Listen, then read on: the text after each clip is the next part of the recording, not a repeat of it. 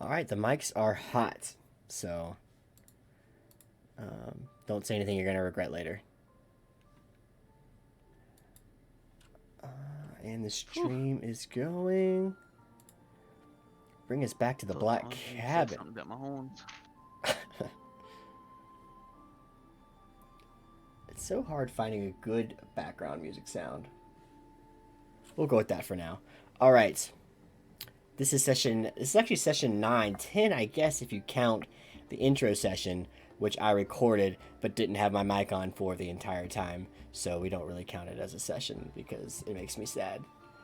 Um, We count it because it makes us happy. yeah. So last time, the four of you continued to venture north, pulling a massive sled of iron ingots that you had wrestled free from a group of goblins. And there was like two polar bears. You fought those guys off. A couple of the goblins fled. And then you grabbed the sled and then continued to venture north to this cabin on a chasm overlooking this, I don't know, like 120-foot drop to the forest below. The cabin's in rickety shape. Jesus, this is like yelling in my ear. I can't do it. Yeah, So- I had to turn that one down. At least you guys can turn it down. If I turn it down, then it doesn't like pick up in the recording, so I have to have some sound. Otherwise, it just sounds like me talking and droning on. Anyway, this cabin's built over this like massive chasm, half of it like hanging off over the side, and a rock gnome from Bryn Shander sent you here to see if his friend was doing okay. You find out he's a big piling, burning corpse. He's not doing well. The cabin's in rough shape. Caro steps on a rather precarious portion of the floor, and it collapses. And you fall and somehow still survive. I should probably have checked that dice roll, but that's okay. Somehow still survive a 120-foot fall into the trees below. It does render you unconscious, but then DeQuinn jumps in after you, and he tries to put you on his back and climb up the top of the mountain. Doesn't have a ton of success, because turns out it's hard to rage and not be fighting at the same time.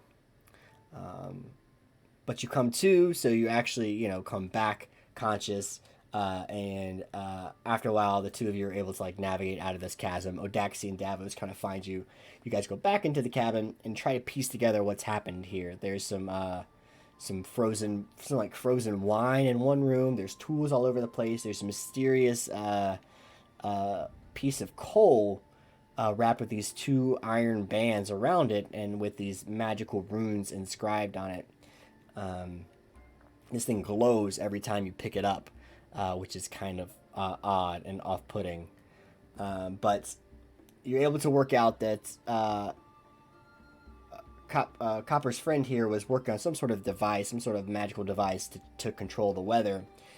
He miscalculates something and burns himself to a crisp, and rather than do that to yourselves, you were able to piece out there's a third ring needed, and after some time, you fashion a third ring around and inscribe the runes that needed to control and contain this magical device, which you do. And just to make sure you guys added the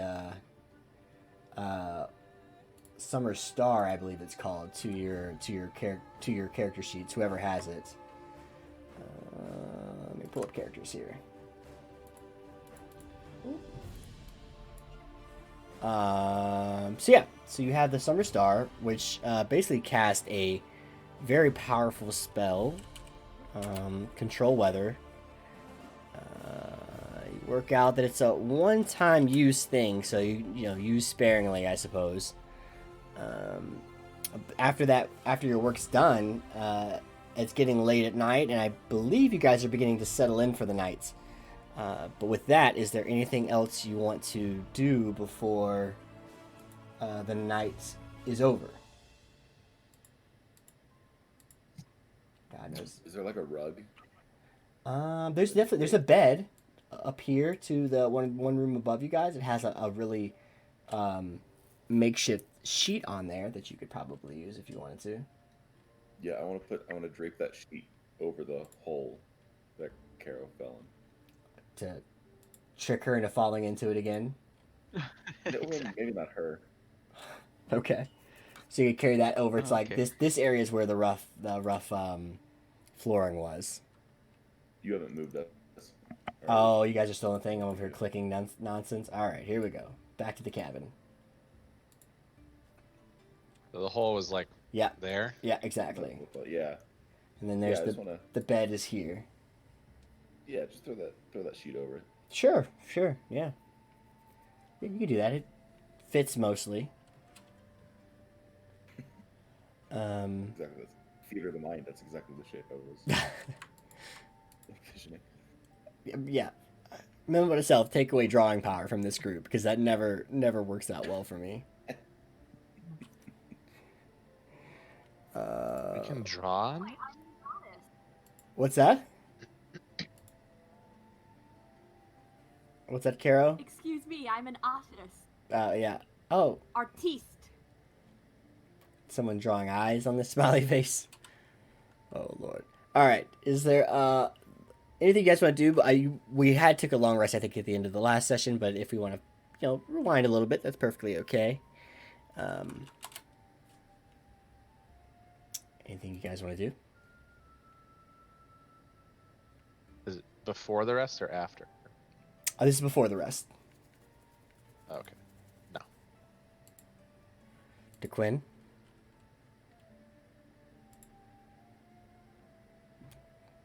Polish your horns. No. I mean, I kind of just want to put a rope between Carrow and I so she doesn't fall through again. Caro's like pinned herself in the corner. So she's like wedged herself in there. So the only way she's falling again is if the whole house falls. Which, now that you mention it, I can roll a die. I'm just kidding. Don't you dare. New characters There for is a everyone. bovine and a walrus tramping around. All right. Well, if there's nothing else, But walrus, you're pretty smart to figure it out that 3 rings are better than 2.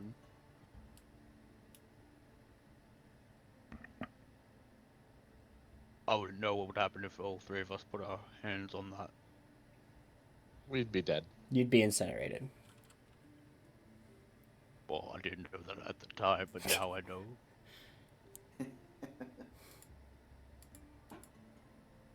I mean, I thought I figured it out for sure. What was your solution? Your solution was for all 3 of you to touch it at one time, I believe. Was that it? Yep, Yeah. that was it. Yeah.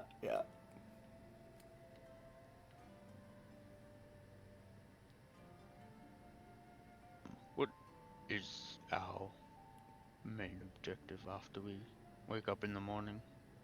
Are we to take the deal back to the Yeah, I lovely think- blacksmith? I think we take the ingots in the summer star somewhere, right? Control the weather. We don't have to use it straight away. No, I don't think we show up like and tell everybody. Feels like it could come up.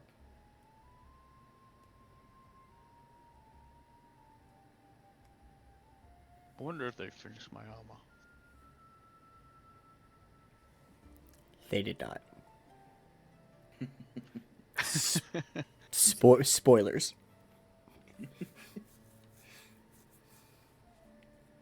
Because the one guy's dead? No, Or because just- okay. because the DM didn't create new armor over the past session. It takes days to work chitin armor into a wearable form. Uh-huh. You know that, to Quinn. Uh-huh. You know that above everyone. Takes days, maybe years. Who knows? I mean, the Quinn doesn't know. He's wearing a loincloth right now.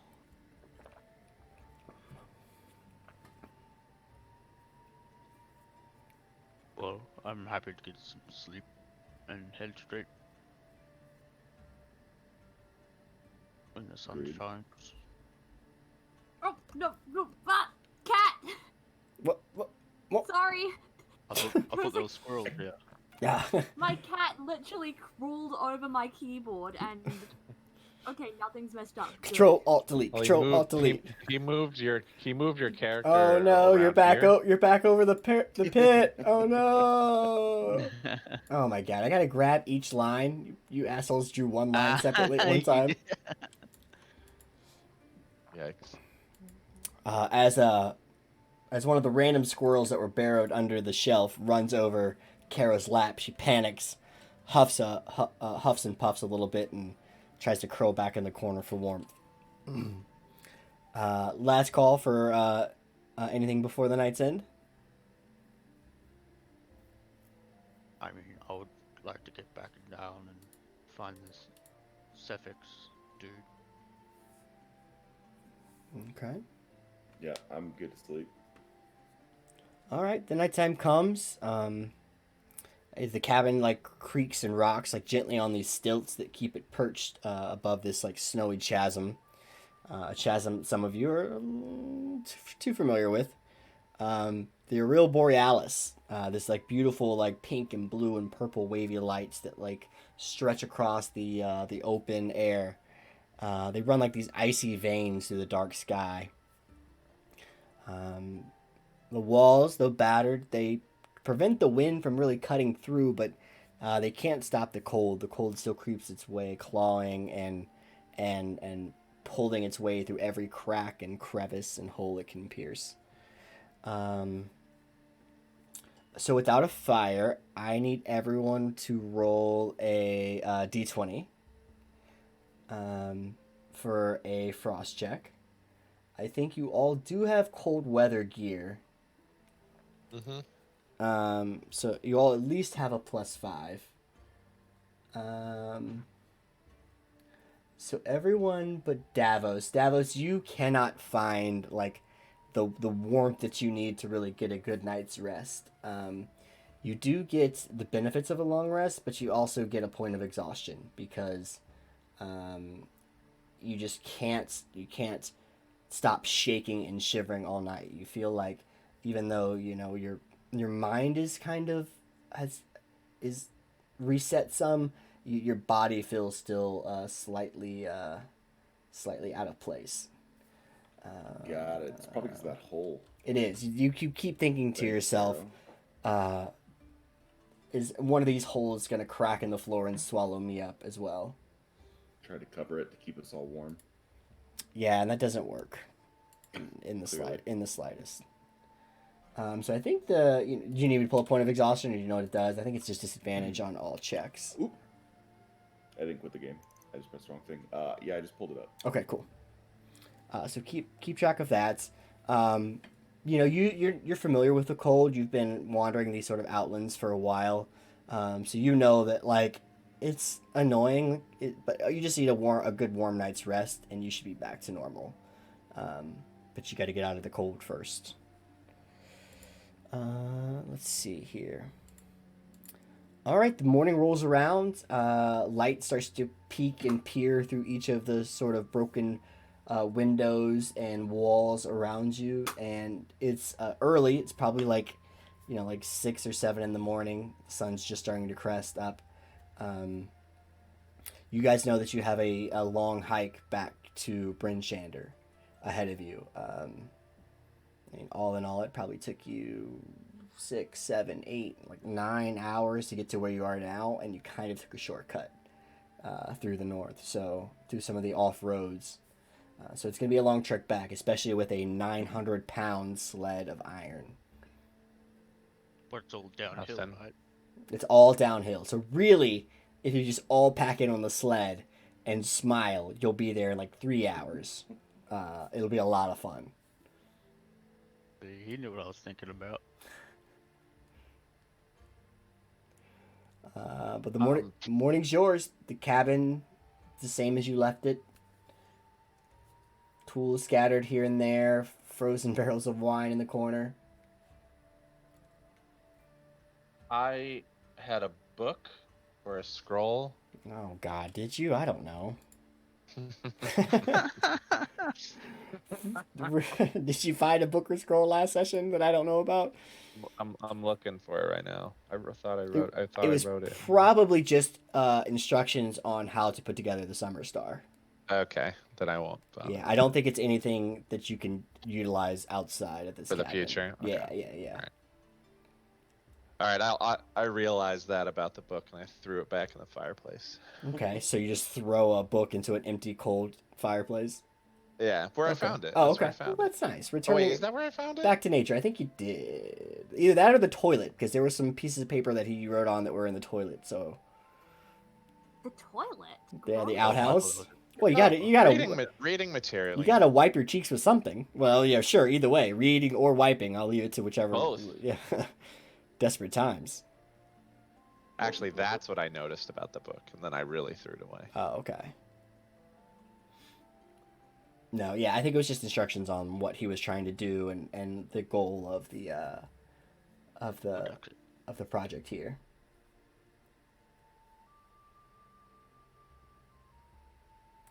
All right then. We have any food? Yes, we have provisions. Do you? Yes, we stocked up before we left Mm-hmm. the town. You did. Mhm. We did. Okay. What provisions are you using? Food rations. Okay.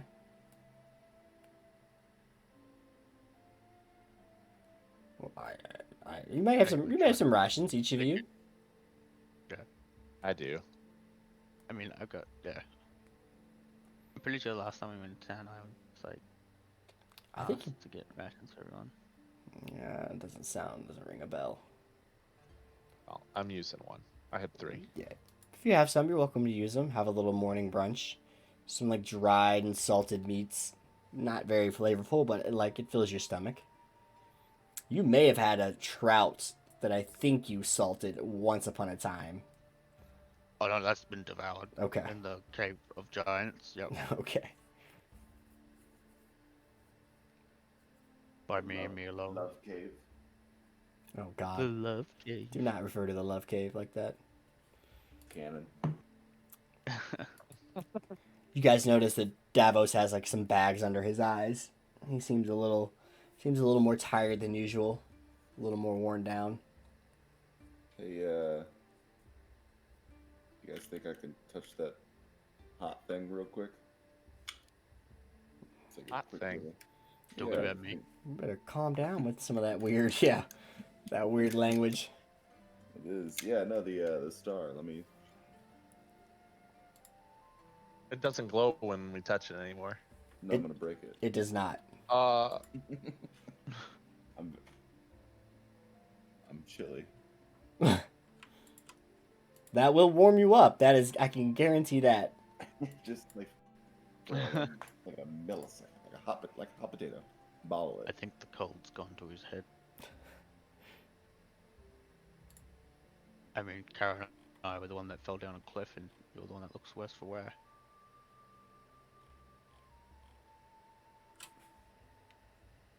Appreciate that.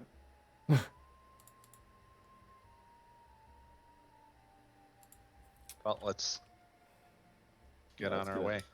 Let's get a move on. All right, you guys head out of the rickety cabin. Careful to avoid the loose looking steps and floorboards and pieces like that. Oh. Yeah, boom, trick skin. All right, I'm gonna switch you back to the campaign page. I should make an overworld map page, I think. Well, I'll do that for you guys next time.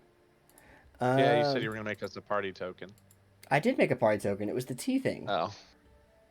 Yeah, but I'm not. Do you want me to? Oh no, never mind. Yeah, I forgot. Yeah. How much effort does he need to put into this? We're also ungrateful. I'm running to do it for him anyway. So campaign. So you want a map? Yeah. Or what?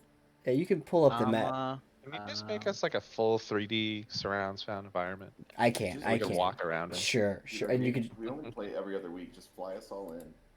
Yeah. Sure. Roll That. some dice. Yeah, then you know, sure. Um, as you guys can begin your trek back south to Bryn Shander, it's a long trip made longer by, like I said, the sled of, I don't know, I think it's 900 pounds of iron that you're pulling behind you. But luckily, you actually have a walrus and a minotaur, who, for their large size, are able to pull much more weight than the average person. And actually, Caro, who I believe is one of the strongest, if not the strongest member of the party, bringing up the rear, you guys can actually move the sled relatively easily.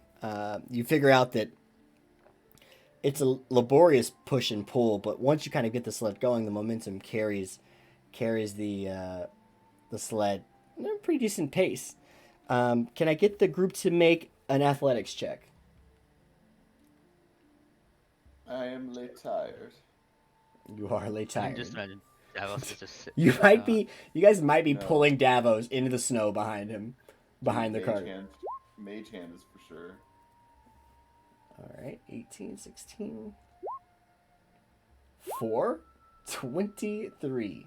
Oh, so actually, DeQuinn is stronger than Caro, but it's close.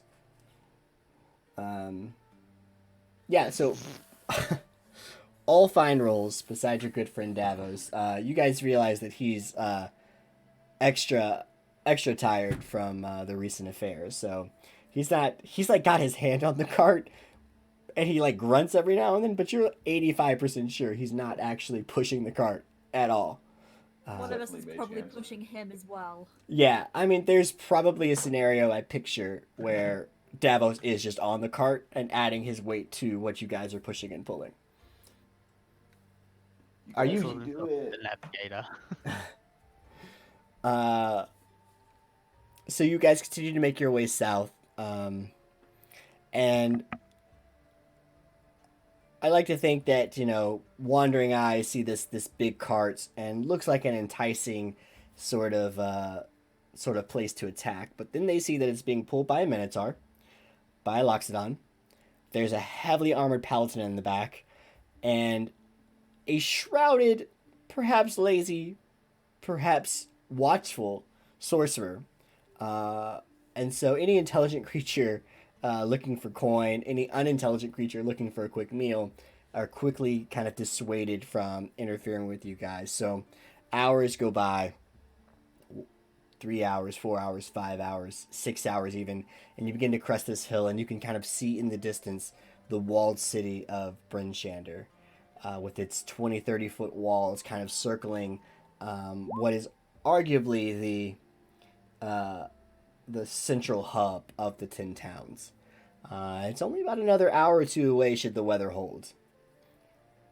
Is there anything you guys want to accomplish on this trip?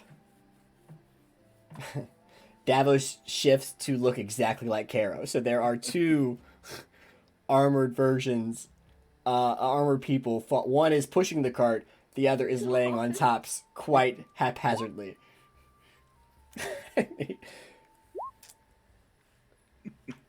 I think we can dive into Davos. How do you look prettier than Caro as you are approaching the city of Bryn Shander? What's your Just like a cleaner face, like it's been washed. Okay, so just rosier looking. Yeah, just like done up a little bit, you know. Okay. You Caro. look cheap. Yeah, well.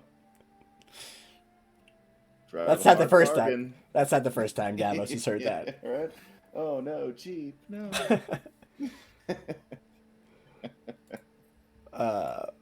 Man, when I get to commission art, that's what's gonna be. It's gonna be a minotaur and a loxodon pulling this sled, Caro pushing behind, and then just a trashy, over dolled up version of Caro laying loosely on top of the cart, not doing anything.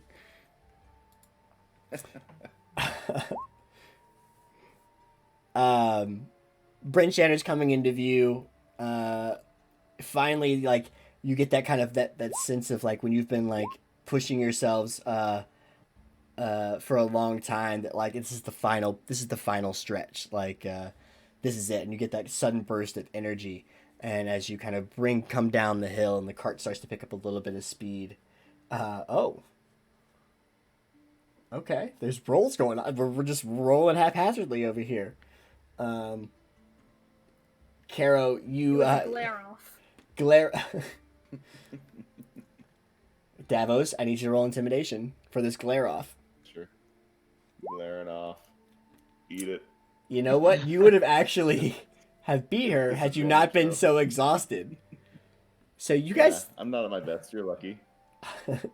DeQuinn and Odaxi, you don't see any of this because you're actually doing manual labor in the front of the sled, but you can feel this sort of like scorching heat behind you as Caro and Trashy Caro, Trasho, are just beaming back and forth at each other as they pull up to the north gate. So you guys are approaching the north gate now, and there's some guards out stationed out front, and they start to wave you down as you approach.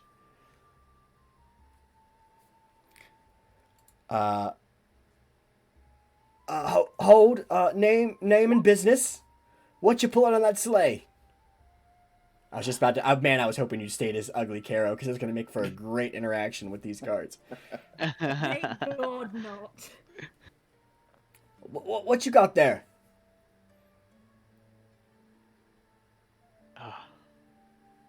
We're Davos. returning the shipment. Yeah, Davos is our Yeah, speaker. What? these are nachos. Nachos? Yeah. Yep. Oh no. Yep. What in God's name is a nacho? Yeah, it's nacho business. Open the gate. Ba-doom-tsh.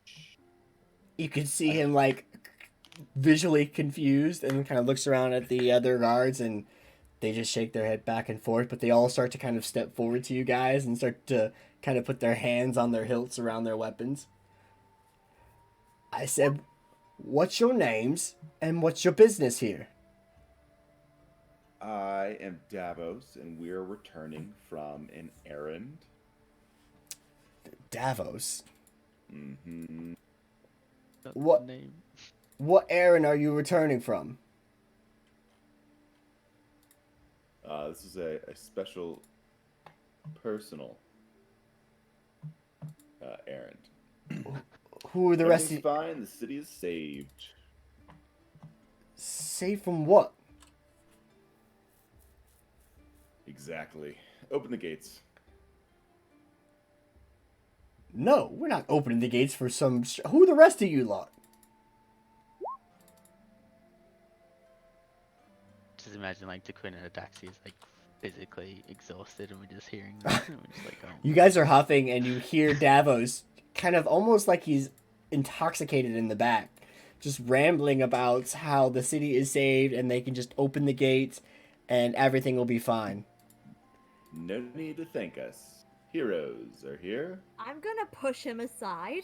Okay. Ignore him. It's Davos. I'm Caro. We've also got DeQuinn and Odaxi over here. There was a lost shipment. We found it. We're returning it. It's metal. For proper knuckle. Metal in the Proper sense nickel. of good music? No. She kind of looks at his chart and goes, I see Lady Carol Pendleton Yes, that's the one. and DeQuinn the Immaculate Horns. DeQuinn the Immaculate Horde, Sid, please. I have an Odaxi, 2 E's. Yes, that's me. And Sure. this is Davos, you say? I don't have a Davos on the Whisper. I need to manifest. whisper something to Davos. I need to whisper something to Davos. Nah, he dug his own hole. Did Carlos Danger make it back out with you lot, or is he still in the city? Yes. Sorry. I was referring to my biblical name. Yes. Carlos Danger. Here I am. Couple questions. Did one of you guys draw a Hitler stash on my oral campaign page? Bienvenidos, and that is a mouth. Your biblical name, you say? Yeah, you know, what your mother calls you. Well, my mother calls me by the name she gave me. This is I don't have time to explain to you the intricacies of culture. Culture of which Carlos Danger comes from. he's fluent in. Yeah. Trust me, you don't want to know about it. The guard looks over his shoulder at his friend, and they kind of remember. It's regardless. The speaker would like to meet with you, and there's a woman in brightly polished armor who said to report to the house of the Morning Lord upon your return. She's got a very witty tongue, kind of demeaning. Oh, Melander. We're of familiar. course. We're familiar. Mm-hmm. All right then. Well, welcome back to Bryn Shander, I suppose. Open the gate, and you can kind of hear the creaking of the wood and That's what I've been saying. Thanks. Sorry for the trouble. the whole time these poor guards who make nothing but pennies, eyeball Davos. I just picture you sprawled out on the side, like on one elbow, like leaning, like never moving, to like seriously engage with these guys. They just kind of scratch their heads as Daxi and Carrow and DeQuinn pull the sled back into the northern part of town. Let's pull this up. I'm gonna real give quick. them each a gold and say sorry for the hassle. Oh, that's very kind of you, milady. Oh. We really appreciate it. We deal with a lot of buffoons, but it makes it all worth the while. Thank you much. There's Yeah, it's thanks just for your service. this is just 2 of them, so just 2 gold. Yeah. Let's pull up the handout here. Nope, not that one. The hell are my maps? Oh, maps. It's under the thing The hell called my maps? It's under a thing called maps. Where are my super maps? Where's my super suit? Do you guys? Bonnie, where's my super suit? Do you guys see when I? Where? Oh God, what did I start? Do you guys see the map when I pull it up at all, or no? Nope. Nope. Okay. Okay. You know what? I really. Hold on. Frost Maiden maps. Well, those are my fighting maps. Do I have a Bryn I think Shander? we do have maps that you. I have We have one. maps in our handouts. Yeah, I have Yeah, one we in the got Bryn handout. Right. Is it the Bryn Shander map? Yeah. But how do I give you? All right, hold on. We're gonna do some ad hoc. We're gonna do some on the fly roll twinning real quick. Stand by. So I'm gonna actually create like a quick map that I can just throw you guys on. Did I not have one? Serenity now. Look here. I don't want to hear nothing. There goes your ticket to fly out for. Respect your DM, sir. Listen, he's just trying to roll a new character over there. Maps. That's an option. It's always an option. Yeah. Let's see. I know about this hole. Yeah. Yeah. Right. Yeah, right. Go back. Oh, whoops. You don't even get to roll a new character if you commit D&D suicide. Aw. Yeah, Is that a rule? no, it's not a rule. It's Probably- just probably poor a house rule. sportsmanship. It's just poor sportsmanship. Yeah. All right, hold on. Hold Yeah, on. this is his first campaign. He's been through 6 characters already. It's really weird. Just really trying to find himself. That's all right though. I feel like it takes a couple characters to actually figure out how you want to play and stuff. You know what I'm saying? I do know what you're saying. Know what I'm saying? All right. It took me 2. Barely took me one. Barbarian for life. You were a Yeah, I druid in think you one might have campaign. nailed it. All right, here we go. I Here mean, we go. But it only took the Quinn one. That's true. That's how it works for I every did play a character. druid before. That was fun. Yeah, your druid was cool. It was like weirdly like barely put together, like flesh wise. All I right. think I wrote on it. Oh, You did. You Oh. wonderfully did. oh wow. Stay tuned for behind the scenes of our previous campaign. My neck hurts. Where are we at? All right, you guys are at the the north gate. My neck hurts. I can see you're just gonna be a piece of shit this whole game, aren't you? That's cool. No. No. So All right, this so one. you're at the north gate. This is bad. I should just. Why didn't I just use the? You know what? God damn it! Hold on one second. I'm gonna give you the one with the actual just stuff all over it, so I don't have to keep telling you where everything is. Oh no. So that was a good pushing of cart for us. It was fun. It was enjoyable.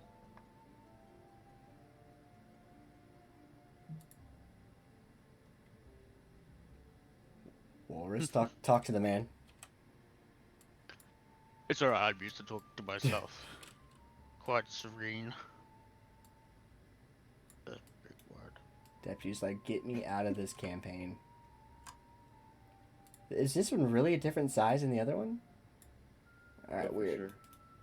All right, can you guys see this okay? Now that I've thrown it up here? Yeah. All right. North Gate. That's where you guys are.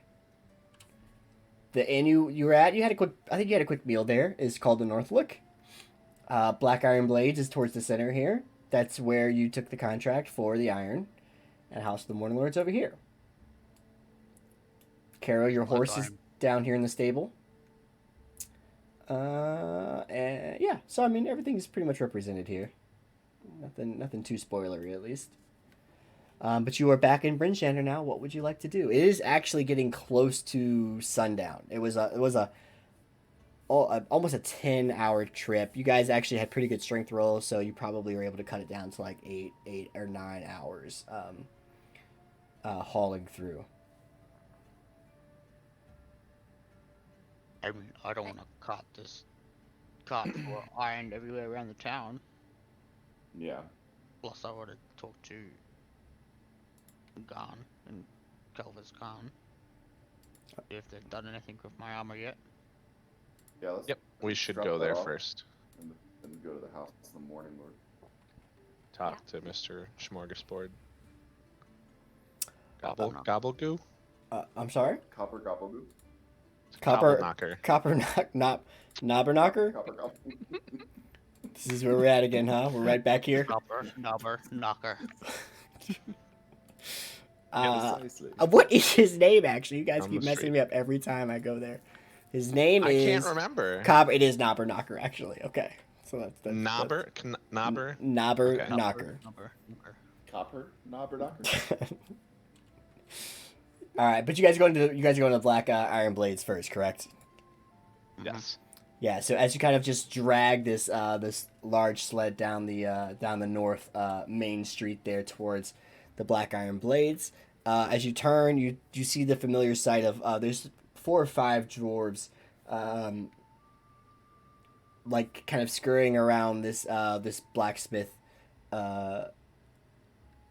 or 3 of them you recognize as. Their names were Hruna, Korux, and Storn. Storn is still sketchily checking the window every now and then, looking up at the sky, then going back to his work as they're like polishing some blades and cleaning up around there. The 2 dwarves that work here are Elsa and Garn, and they are in the back. You can hear the clang of metal as they continue to work as you pull the sled up to their front door.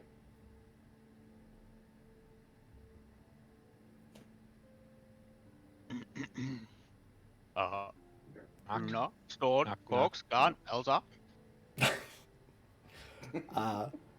Hrun is the first one that looks up, and she kind of like, you see her kind of like some blood return to her face as she kind of like gets a little red, kind of walks over to you guys and goes, "Oh, you guys are actually able to find it. So I didn't think that's hell, I didn't think you'd find anything. The snow rarely leaves tracks behind. Oh, was the Yeti was there?" No Yeti. Well, don't be disappointed, lad. I'm sure you'll find plenty of Yeti out there to hunt. They're a common enough sight, I reckon. Did you run into any troubles? Some goblins, I think, and some bears. But I am a bit down in the dumps, but you know what would make me really happy? What's that? Some fresh armor. Well, I don't run the shop. I just happen to be helping out in the meantime. We're going to return back to the mines probably in a fortnight or two. You're welcome to speak with Garn and Elza and see if they've made any progress. I can tell you, it's been a bit slow going, but they're starting to form. I think an abdominal plate of some sort. I got to be honest with you, lot though. The speaker, Teresa, she came by and she actually bought out the contract, and so she has your gemstones for you. I imagine she'll return them to you if you find a chance to meet with her.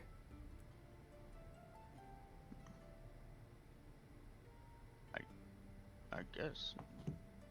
Well, I think we also left a piece of peculiar type of metal as well. I'll get Elsa and she can give you a quick update. She kind of like scurries back behind the counter and taps Elsa and Garn and like turns and looks, and Garn gives you kind of like a fist pump in the air for returning the metal, and he chirps something in Dwarfish over to the other two, and they kind of go out there and begin to like slowly push the sled towards the back of the shop. Garn and Elsa walk forward, and alright, we're still working on the chitin plates. It's not a normal fit, given that you're and he kind of gestures like you're width and you're tight, and you've got the hair, and so we're just trying to Yes. quite figure I out know. how to fasten it to those washboard abs, and we want to give it a good sheen too. It seems like you're really into the whole shiny bit of your look, but it's coming along. Look, there's no point buttering me up. I understand good things take a time. Aye, and that metal, we're still working out. It takes an extreme amount of heat to bring it to a malleable form. So we've been experimenting with some different fires, some magical and non-magical fires to really try and get it melted down. Did you want that as a part of the chitin plate, or is this as something separate you wanted us to do with that? Oh, I mean, we only give you but a small part of what we have. I don't know what the group wants, but if you want to inlay it into the armor somehow, I'm not against it. But Well, you don't have to decide now. We're still working out the formula of the metal and trying to get it to bend it. I don't make a commitment now. Perhaps we might even find that we're not capable in this particular town to get it to the shape that you might need. But that's fine. Just give us another I don't know, say 5 or 6 days to fashion this chitin plate for you, and we can talk about the mysterious metal afterwards. 5 to 6 days, you said? Aye, days. You know, the sun comes up, sun comes down. I understand the concept of days. Yeah, he knows what days are. Oh, apologies. We didn't mean anything of it. Chilly. Where do you want your medal? I've had enough in conversation with you. Oh well, they'll bring it around back, and I'll send word right now, and I'll send what else are here to the council hall and tell you that you fulfilled your end of the bargain. It's just snort and take it back. All right. Well, we'll send word to the House of the Morning Lord when we've got something worth presenting.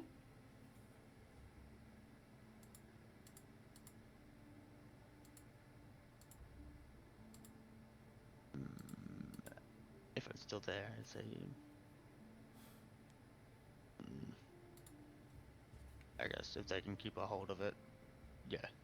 Just take it to the morning lawn. If we're not here, we'll pick it up. All right. Well, we'll talk to you then. as always, if you're interested, you can come back to the Black Iron Blades, and we'll be happy to outfit you with some fresh gear. Not a drama. Horn, Stone, Cox, Garn, Nelza. I'll be back. They all kind of give you a nod. Slightly impressed you remembered all their names. I told them that I would remember their names if they damaged my chitin blades. I'll be there.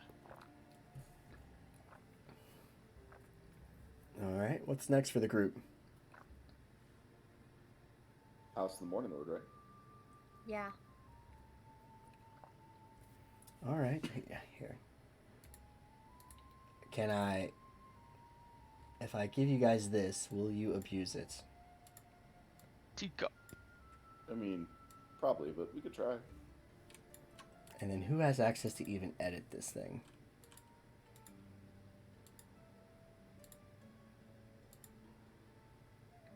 I'll give you all access, but I suspect I will regret that at a later tape. Alright, House of the Morning Lord is here. As you guys kind of make your way back through the northeast part of town, you get the sense that there's like a different vibe here. There's barely anyone on the streets anyway because it's so damn cold all the time. But even more so, the windows are shut a little bit more, the doors are closed, and people kind of, even as they see you like walk down the streets, they kind of scurry behind and to the different houses. No conversation being had, no groups of people moving throughout the city lanes. Just a different vibe. And as you come to the House of the Morning Lord, you hear that familiar bickering of a small man with a high pitched voice and a woman going back and forth.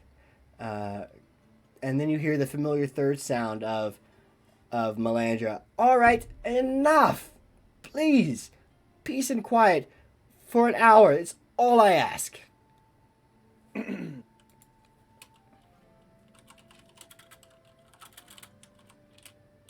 Well, she's probably not going to get that with us around. Knocks on the door. The door kind of swings open, and you guys see Melandra like, for the love of the gods, and she kind of turns and sees all of you standing there, and like there's this moment of a bit of shock and then instant excitement, and she reaches out and gives you this big hug, Carrowing, kind of pulls you in. You guys hear the clank of metal on metal as she kind of embraces you and looks out at the rest of you and gives you a nod. Well, I wasn't worried as much this time, but I am. Might have been that hug was a bit too tight for my liking. I'm sorry. I'm just glad to see someone other than these two bickering about the Morning Lord, who is not the Morning Lord. Please come in, get out of the cold. Deal. She guys kind of all usher you in, and you can kind of see that Melandra has she's adjusted the inside of this tavern some, and like she's kind of like brought a little more organization to it. Like some of the more like the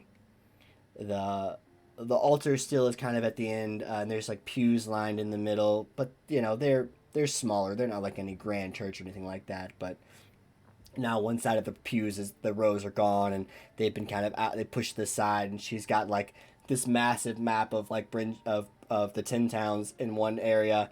Her armor's like mounted very very nicely on this sort of this wooden post here, and she's kind of, let's say, fortified the downstairs a little bit. You see this familiar little teddy bear creature like waddle across the different pews and come and greet you. Hi, welcome back to Bryn Shander. How'd it go? Yeah, it went fine. What? What's going on? Well, I mean, I don't know, Melandra's trying to keep up with, I don't know, different intel. She can explain the whole thing to you. I just fix the door when it sticks, and and make sure the table doesn't wobble, and things of that nature. And you kind of see as Melandra like walks by and like pats this little teddy bear gnome on the head and heads over to kind of like her station. She goes, "Well, I've been tracking incoming reports and movements of various creatures and tracking the time of the night in which the Aurora Borealis occurs in the night, and trying to come up with some different leads on what's causing this terrible winter. Just doing a little bit of homework, I think, to get everything organized." Have you tracked a Yeti? She kind of like scours like some different notes on the wall and looks and flips one up.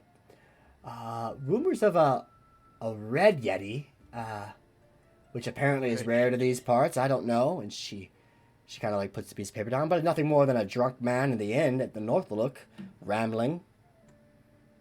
Is that related to this situation here or what? No, it's just on my to-do list. Okay. And Copper kind of like starts bouncing in the side, like, hey, enough of that. What, the cabin? How is the cabin? Real bad place, man. Yeah, thanks for the tip. What do you mean bad place? Real scorchy.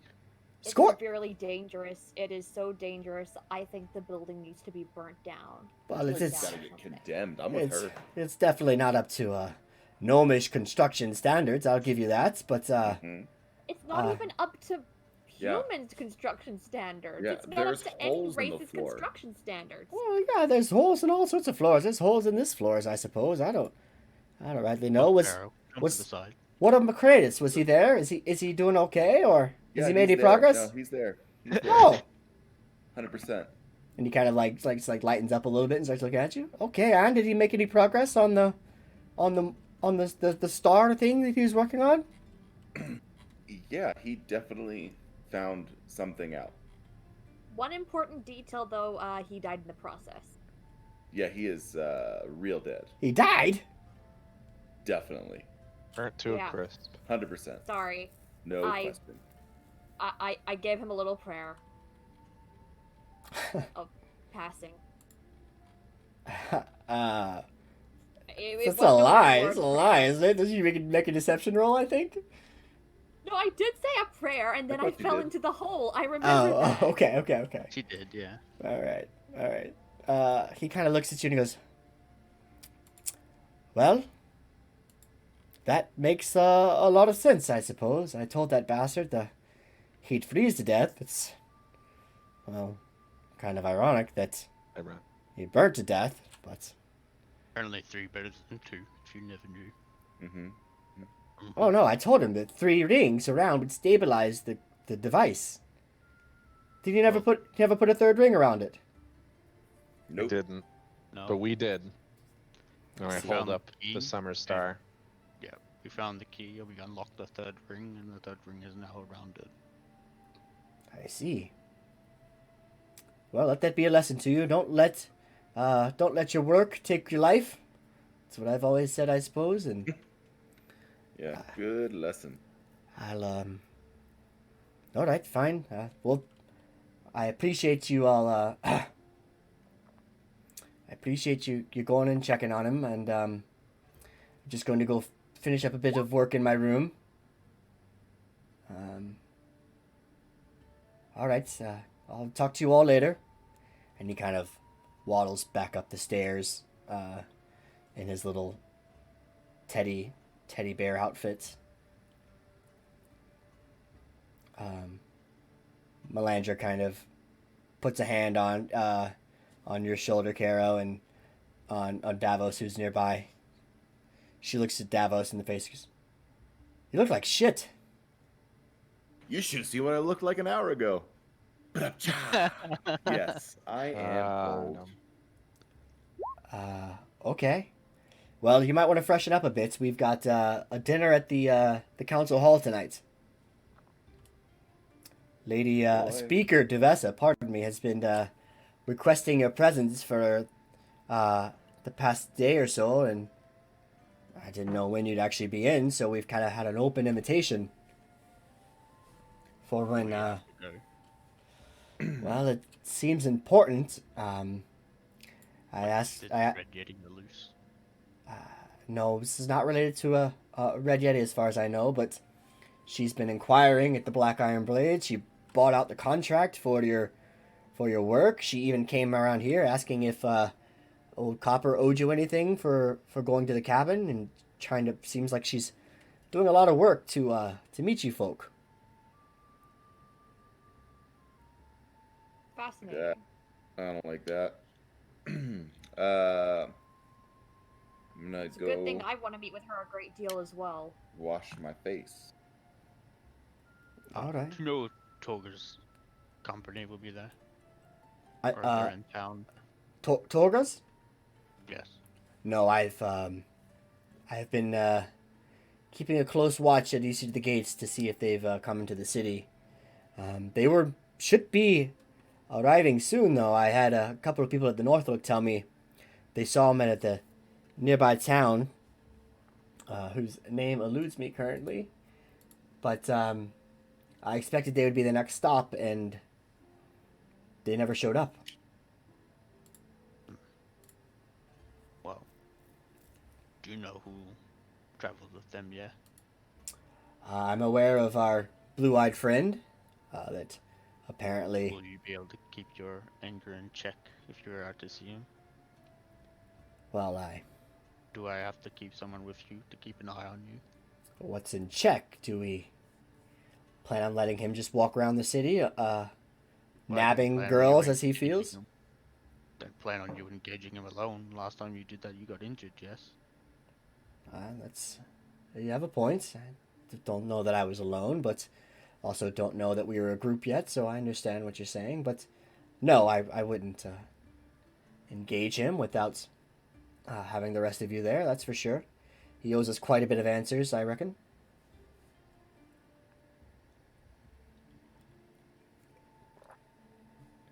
Thank you.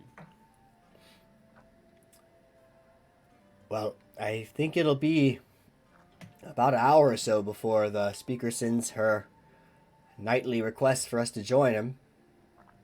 Would you like to take a load off? Have a quick break? Yes. Please. Can I take a little rest? I'm a little sleepy. Of course. Yeah, so you guys can take the hour to do whatever you want. Melandra kind of stands near her station down by the bottom floor near the temple front of the House of the Morning Lord.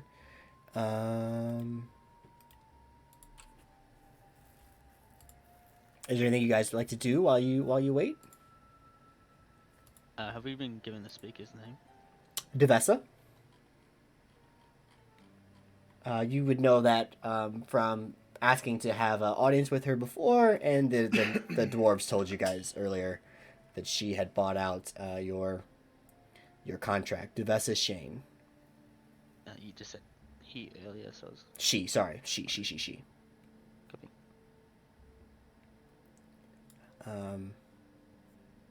You can kind of see Mishan, the priest of Aminator, who runs this temple. She kind of like gives side glances to Melandra every now and then, apparently not happy with the intrusion on her space, but they seem to be, the three of them, getting along well and moving about and tidying up the place some.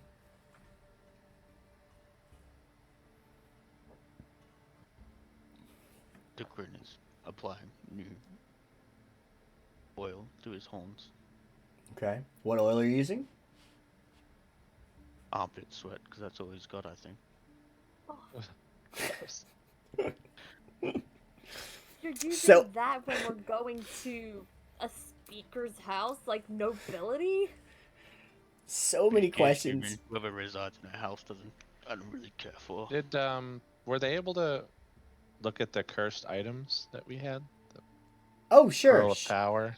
Sure. and the- Yeah, as you bring it up, Mashan, She kind of has like a glow of excitement on her. Goes, yes, we between Melandra and myself, we were able to come up with this, and she kind of pulls out this very well written scroll. This this is an encapsulated remove curse spell. It should negate any lingering afflictions on at least one cursed item, maybe both if they're part of a set. But we were able to kind of piece together our knowledge from our different studies and come up with this. It's only one and took a lot of time, but here you go. And she kind of hands it to you. Thank you for helping Copper. It means a lot to me. At least it'll stop him from being as grumpy as he's been the past couple weeks. So you have one remove curse scroll, which is basically like one free casting of that spell.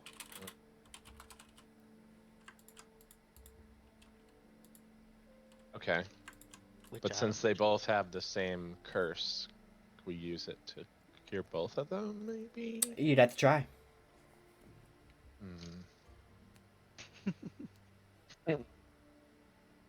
Yeah, so at your touch, all curses affecting one creature or object end. If the object is a cursed magical item, its curse remains, but it breaks the spell of its owner. That's not true. It kills the curse on this item, so particularly, so I wouldn't worry about that too much.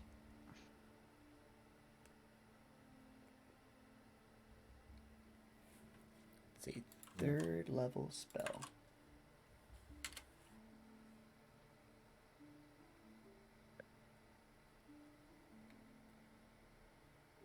Could I go up and see Nobberknocker and see if he's got any walrus oil or beeswax that I could perhaps use on my horns instead of my armpit sweat? Because apparently that's gross. As you go upstairs, Copper has his door closed, and you knock, and not now, please. Thank you. Nobberknocker, it's DeQuinn, it's quite an emergency.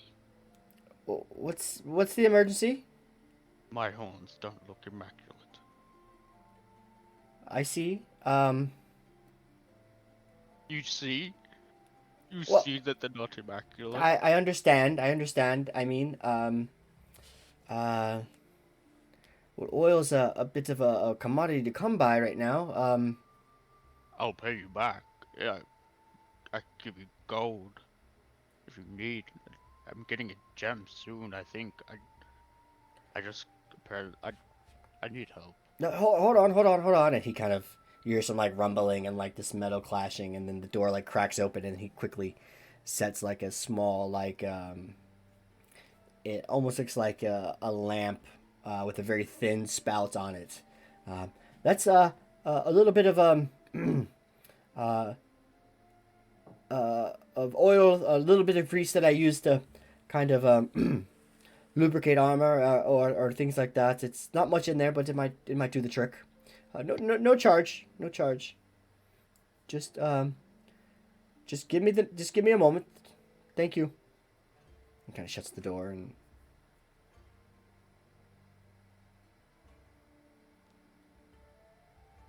Just waits there patiently, like rocking on his hooves. no, but he set it outside the door. On the ground. He did. Yeah. Like opens the door real quick and sets it on the ground and then closes the door behind him. Oh, good. Oh, take it down, and my horn's sticking. This is strange. Like, Okay. he did say he was gonna make me something that would shut my horns for me, but I'll take this. Carol, you doing anything? Just brooding in the corner and making myself look presentable, I guess. Like, brushing my hair, making sure my jewelry doesn't look broken or anything. Yeah, a couple of them probably have a little wear and tear over the past fights. But all in all, it looks fine. You're at least you're the important pieces are all still together. So, Odaxi, do you want to do anything? I want to go find Davos and talk to him about these magic items. Is he upstairs or sleeping? I believe he's at like he's probably downstairs in like I don't know, like a wash basin, probably holy water if I had to guess, because he was splashing water on himself, and staring in a nearby mirror. So he's doing the Geralt feet up in the tub. No, he's not that deep. No, he's not that deep. Not in this state, anyway. I don't know. You never really know with Davos, so. Well, in this state. so we have this scroll to remove a curse, but only from one of the items. Yeah. I think the item will go to you. So which one would you rather have, the wand of the war mage or the pearl of power? Or we could try to use the scroll to do both somehow. But I'm not sure how. I think the wand, right? Yeah, The wand. seems better. Let's wand it up. All right, I'll just give you the wand and the scroll. Okay, yeah, just put it down over there. I don't want to touch it yet. The scroll gets wet and is ruined. Yeah, and now you're cursed. And then I guess we should just sell the Pearl of Power somewhere. That seems wise. I'll give it back to Dequin for now. So I left the cursed item. Just- I hand don't. it- Could you just leave it here? Handed it to him. Yeah, we can leave it here. We'll leave it here. That makes more sense. I mean, I'm not the intelligent one here, but yeah. Right. So I gave Davos the wand. I will. Yeah, I'm gonna try to go ahead and use that scroll. Okay. It's called Wand of the War Mage, +1. Sure. As you read the sort of incantation on the scroll, the words kind of burn and sizzle as you come across them, and once you finish, the entire scroll kind of just eviscerates into this like small black plume of smoke, and the wand you kind of see kind of glows with this yellowish tint, brightly, almost like the summer star before it exploded, and then like sizzles and kind of like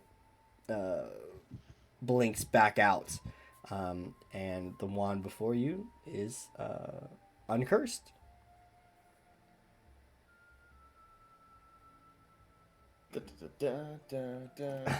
Yeah, the Zelda chest sound plays when you open a magical chest with a cool new item. Now I'll pick up the wand. And you have a Wand of the War Mage +1, minus curse. Maybe you can hit something now. As you guys are kind of doing that, you hear this sort of rapping against the back door. Pop, pop, pop.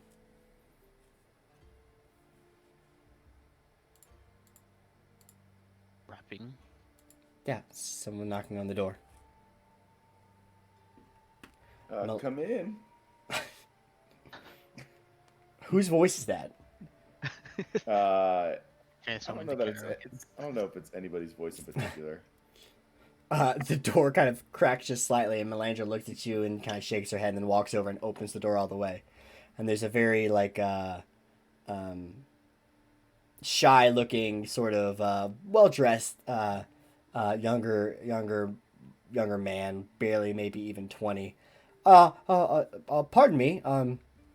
Speaker Devessa would like to meet with you all if you're available tonight for dinner.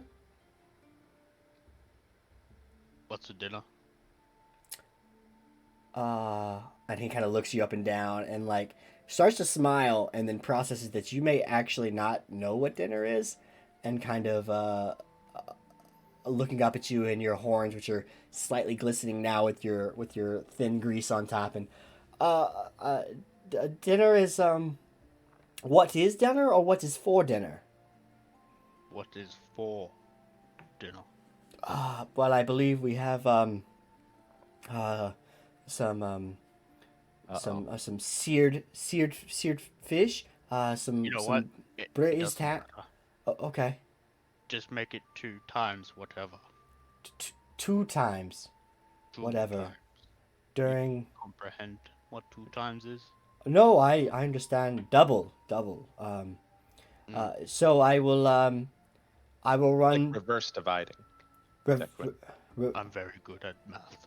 reverse divide. So I will go and run back and reverse divide the meal plan for tonight. You will be able to attend, all of you.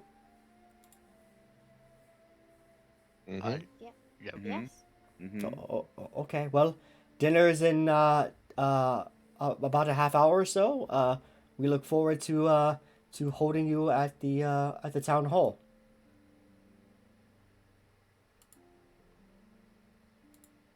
And he kind of starts to back away, and as he like leaves the Thank you. frame of the door, of course, he just starts sprinting like back towards the town hall. Is he terrified of you guys or something? I don't know, Probably. I really just asked very nicely for some more food. I'm surprised you didn't want any more food, Daxu. I'm a little weary about what they're serving. Fish, isn't that what we'll receive?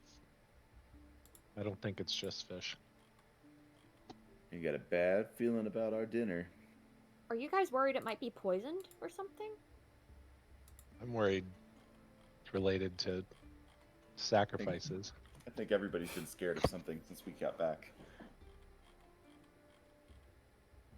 You all think too much. Maybe. Manager kind of like, you guys see her like step by, like her armor's really polished. She's got like all of her clothes seems like pressed and like very form fitting. Her hair is like not pretentiously up, but like well kept and put back. And she looks at you all and goes, "Well, I've had nothing but bread and burnt meat for the past week, it feels like. So I look forward to a proper dinner." Indeed. And she kind of looks at you all and, "Shall we then?" If we must. "Miss Jean, Copper, we'll be back later tonight." And she kind of starts to exit the Morning Lord, the house of the Morning Lord, and begins to head to the town hall. It's a I will warm. follow. It's a slightly warmer night than usual. Nothing, no blizzard, no heavy snow, which is a relief. The stars are some very few like peering through the actual overcast because it's like perpetually cloudy in the Icewind Dales. As you guys head to the town hall, you see the towering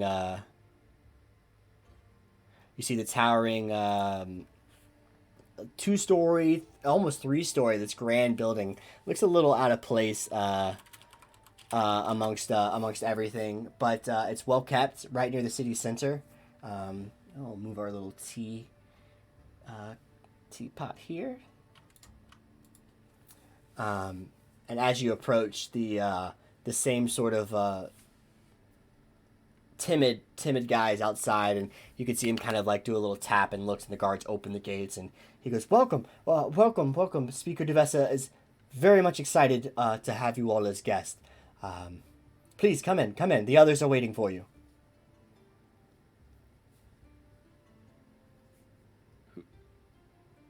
Okay.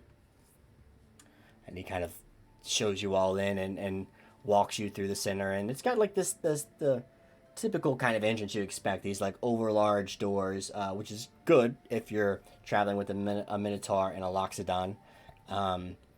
it's a very regal, ornate estate. Caro, you've seen nicer. Melandra as well. Odaxi, you probably have as well, since you're a well-traveled Loxodon. But it's nice. It's like it's a nice reprieve, I think, from the very functional structures that are all over the rest of the town. And as you get into the town hall, this timid young man kind of just shuffles you guys to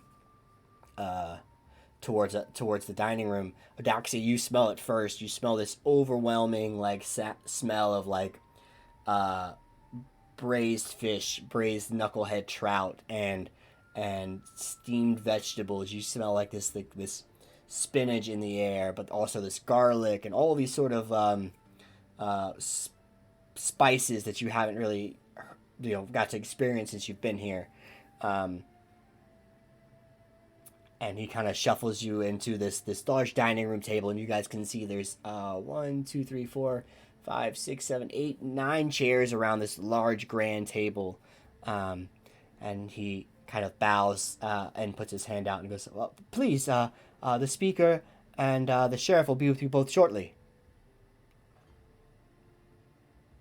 Thank And you he very kind of much. gestures to the dining room table. There's already wine poured in each of the goblets around the table. If you need anything, don't hesitate to ask. For the larger group, we have these taller chairs. Please, and he kind of gestures to these same design but slightly bigger and sturdier looking chairs around the table.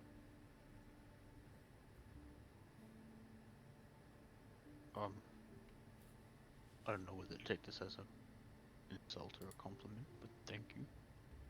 Oh, no insults. We frequently have guests that are stronger and sturdier, so we try to keep the appropriate seating around the table. It's very common here.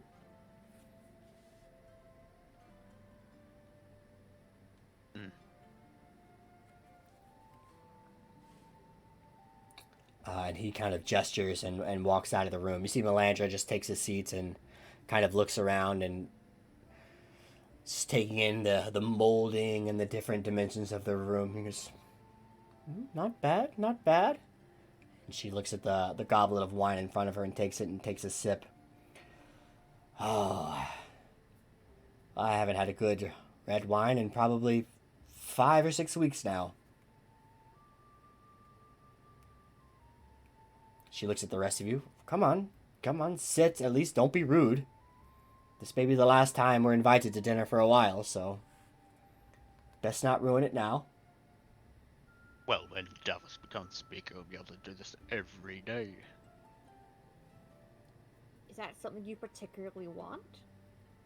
No, but where his speaker is that a really good place to go fishing? People actually fight over the knucklehead that goes brought up on shore there. I'm not drinking wine. Okay.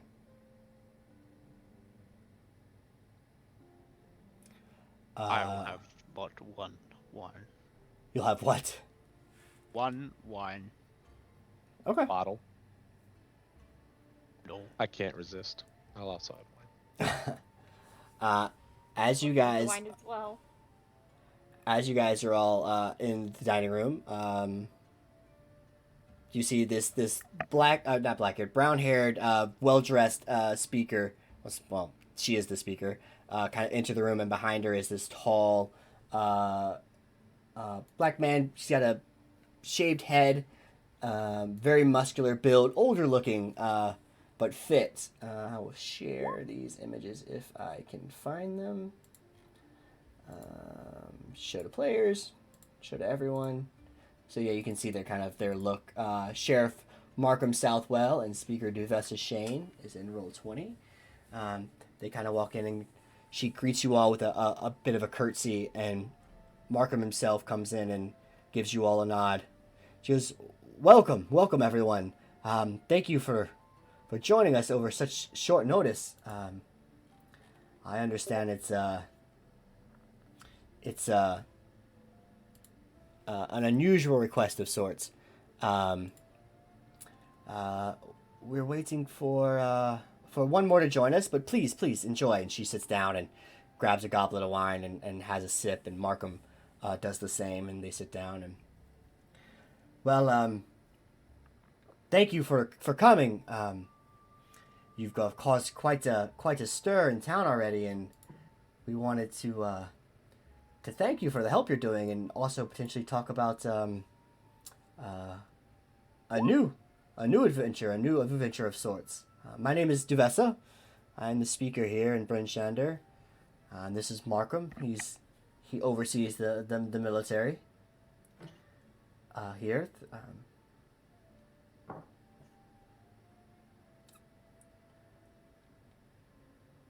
I hear that that you wanted to meet with me as well. Is there something I can do for you? Yes, but those matters can be discussed a little bit later. Later into the night, I guess, as we get into more of the nitty and gritty of the matters that need to be discussed. Of course.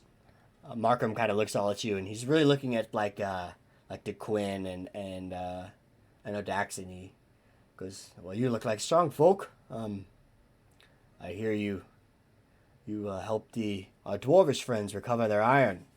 What was that adventure like?"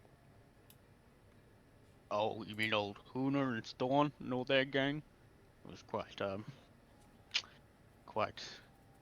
it was quite a good trip. There was some goblins on the road, but they were quickly dispatched by some polar bears. Actually, is it Markham? Markham? Markham? Markham. Sorry, not good with names. Have you ever heard of a story of a red yeti? He kind of chuckles. I've heard the stories. Most of the drunk ramblings of one with too many honeymead to their name. It wouldn't surprise me though. You gotta think these yeti can tear a man limb from limb. It's not uncommon that they may get a little blood on them and be covered. I would just assume that's probably the red yeti that is rumored running about. Dukin looks physically sad. Oh, well that sucks. Wouldn't mind killing a rare creature, but okay. Well, keep your chin up. If there's anything the Icewind Dales is not short on, it's a rare, dangerous creature. These goblins you've been talking about, they've got a fort to the southwest. They've been raiding caravans for weeks now. So while they may not be as stout as a yeti, they make up with having hundreds of goblins. So that sounds like fun. That's a lot of division. It kind of gives you a nod. At that time, you guys hear the door behind you close, and walking through is a woman, mediocre stature. I'll let you, Serenity, do you want to describe your character? And is it Maeve, before I pronounce it wrong? Yeah, my Maeve. Okay. So yeah, do you want to describe what you look like and just say hi? I know you kind of creeped in, but when we started the session, so I didn't want to throw you off there. But welcome. Thanks. Yes. So Maeve looks, she's on the lower average height side, and she's rather lithe. The way she's moving though is very fluid. Like, I don't know how to describe it. Just very, like, there's purpose. There's not any wasted movement. Every part of her body that is moving for a purpose. I don't know if I'm describing that great, but there you go. She has these very pale ice blue eyes, and her hair is seems to be snow white with just like a little bit of either different like grays or even like little black, not quite like streaks or pieces, but just individual hairs in there. And she's wearing a long, thin uh, piece of material, scarf like, and it's tied around like her head like a headband. Um, yeah, that is what Maeve looks like. And I imagine she's not used to this setting at all, right? No. Yeah. So she kind of walks in, and you guys wouldn't have actually heard her had it not been for the door kind of creaking behind. And as you turn, you see her standing there before you, and she's kind of looking around, probably a bit uncomfortable, kind of like naturally moving to the darker like side of the room just instinctively. And Devessa and Markham look at, come in. Maeve, is it? Is it a V or is it the heart? Is it a B? It's a V. Okay. Maeve, come in. Have a seat. Yes. Maeve here has recently acquired an insurgent of sorts, and that's why we brought you all here to discuss the security of the town. And Markham kind of looks around at all of you. We're not exactly sure what is going on or who per se, but we have a lead now thanks to Maeve, and we were hoping to perhaps persuade you all to join us in eliminating this threat before it takes any more of a foothold. Please sit down. And he gestures Maeve to the one open placement there. And Speaker kind of looks at you and gives you a nod. Yes, please, sit. And she kind of claps. And as she does, the doors come open again, and these people come out with all this this like steaming food, these vegetables and meats, potatoes, and they kind of set them down on the table in front of each of you. And in front of each of you is a different dish. One has in front of DeQuinn this long knucklehead trout with the head still on there. It's that ugly bulbous forehead, but all of the skin's off on the middle piece, and you can see the tail on the end. And it's got these hints of like rosemary tucked into the meats. And there's potatoes and these sort of wild greens, and all these things are set around you. And Duvessa says, "Well, before any discussion of business, let's enjoy some foods and raise our glass to our friends who returned some iron today." And she kind of gives you a nod and looks around, and of course perhaps to future successes as well. And she gestures at that timid fellow and like whispers in his ear, and he nods, and he turns around and he hands Carrow you a small chest, not much larger than a jewelry chest of sorts. And then he kind of bows and walks away. So all the people who had come in to bring in the platters and whatnots and everyone else, have they all now exited the room? They have. They've set down the food. They bow as they do it, and then they immediately kind of exit. So it's just you, the four others, a Minotaur, a Loxodon, two Paladins, and a sorcerer human fellow in the corner, and then the Sheriff and Devessa. Sorry. Okay. So I had started approaching the table, but then once the doors opened and a bunch of people came in and were moving, backed right up almost to the wall to like get out of everyone's way kind of deal. Sure. And then once it calmed back down, slowly kind of like making my way towards that empty chair, but like circuitously, so like kind of going over to one side and then traveling over to the other side and slowly making my way to the seat before sitting down. A well-armored woman who you just met across the way. She kind of looks at you and, do you not like to eat dinner, or?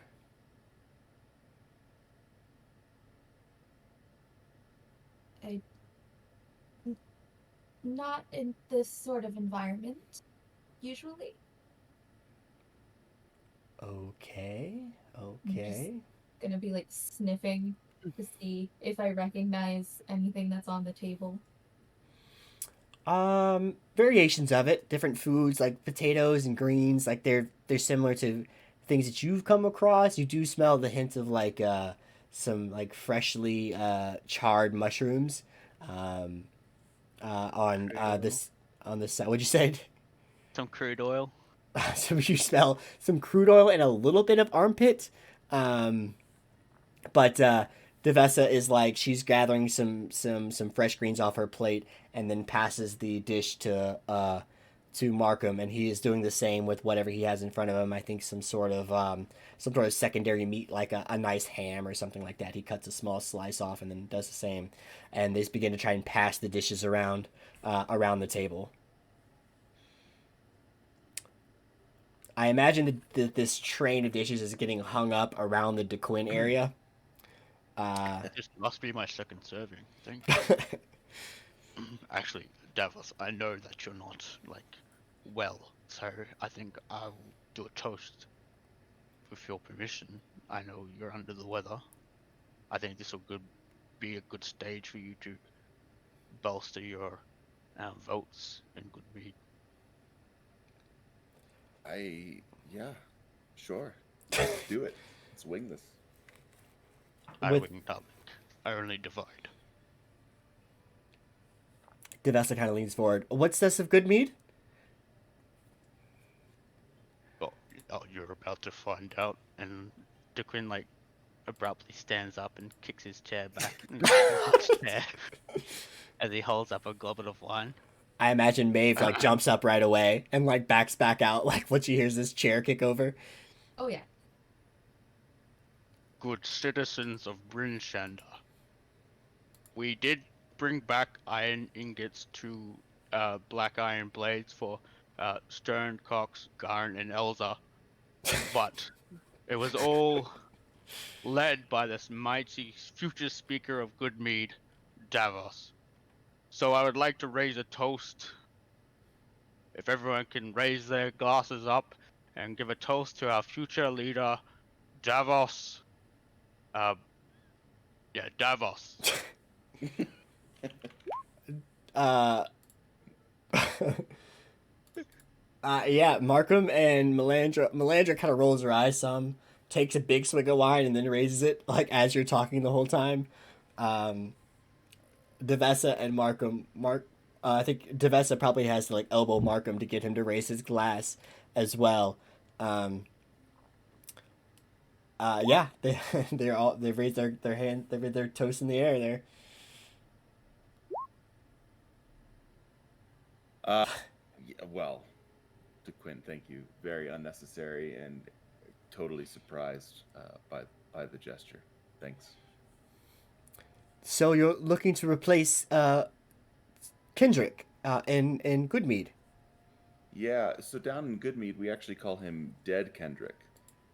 Well, I was aware that he was dead, if that's what Mhm. you mean. That's the origin of his name. Yeah. I see. And much like here, he returned barrels of whiskey, of beer back to the people of Goodmead. Correct? We collectively, yes. It's very, very thoughtful of you. They do have some of the best mead in the Tin Town, so any surplus of their stock is a benefit to us all. Oh, Davos, you should tell her how we got the the, the, the liquid back. Well, we tracked the whereabouts of the liquid to a cave, and in the cave, we fought valiantly and honestly against the liquid's captors. Uh, just I said, "Hey, you better give that back," and they were like, "Nah, we're not." And and I said, "We're gonna take it." And they were like, "Well, come and get it." And so yeah, we just did. We just took it We nobly. threw one of the ogres into a. We hit it with hay. Devessa's kind of like leaning up on her hand, like on the table, like watching, taking it all in. Mm-hmm. Oh, I see. Well, it's quite a quite a task you guys pulled. Oh, okay. And she kind of also like leans over and you see the same timid guy kind of nod, and he goes and runs and fetches like another bottle and brings it over to, I don't even know who it was. I'm just assuming it was DeQuinn sipping the shit out of his wine that's now empty, and goes Nope, to it was me. oh, with a Carrow. Okay. He goes to Carrow and tops off the goblet, and then comes back and whispers in Devessa's ear, and then returns back to his spot, kind of like by the back door, right outside the door. Oh, thank you very much. Of course. Well, I apologize to cut our meal short, but it appears our final guest is getting a little bit perturbed in the back. So I'll bring him in now. And then kind of gives a look to Maeve and Markham, and the door opens up again, and there's this sort of like a couple guys are pulling this cage on wheels and kind of trying to like wheel it through the opening of the door, and inside the cage is a small male gray dwarf. And Deputy, do you want to describe how you look when you come into the room? Okay. Leopold is generally very well kempt. However, his hair is a little roughed up. His little moustache, which is grey and black, predominantly black, because he's a bit on the younger side. And he's dressed in what is reminiscent of classical magician clothes, with some gold trimming and some setting appropriate fur to keep him warm. His beard's a little pointy, and he has, in general, quite a pompous air about him. So you've been now sitting outside in like an off room, smelling this incredible meal, and you've been fed and you've been given water, but you haven't been given like good food. The food here smells sweeter probably than you're used to, maybe like over spiced, but it does smell pretty good. And as they kind of wheel you in, you get a look at everything on the table there, and you can kind of see the spread that these other folk have been eating and enjoying without you.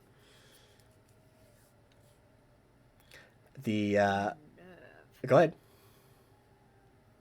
What's that? Oh, nothing. Okay.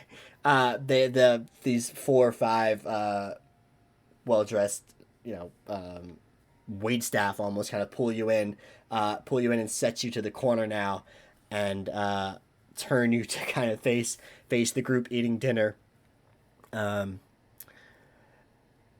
Duvessa kind of gives them all a nod and then waves, and they kind of clear out of the room there, and she looks at the crowd and the group here and goes, this, we believe, is the insurgents raiding our towns and stealing various items from each of the different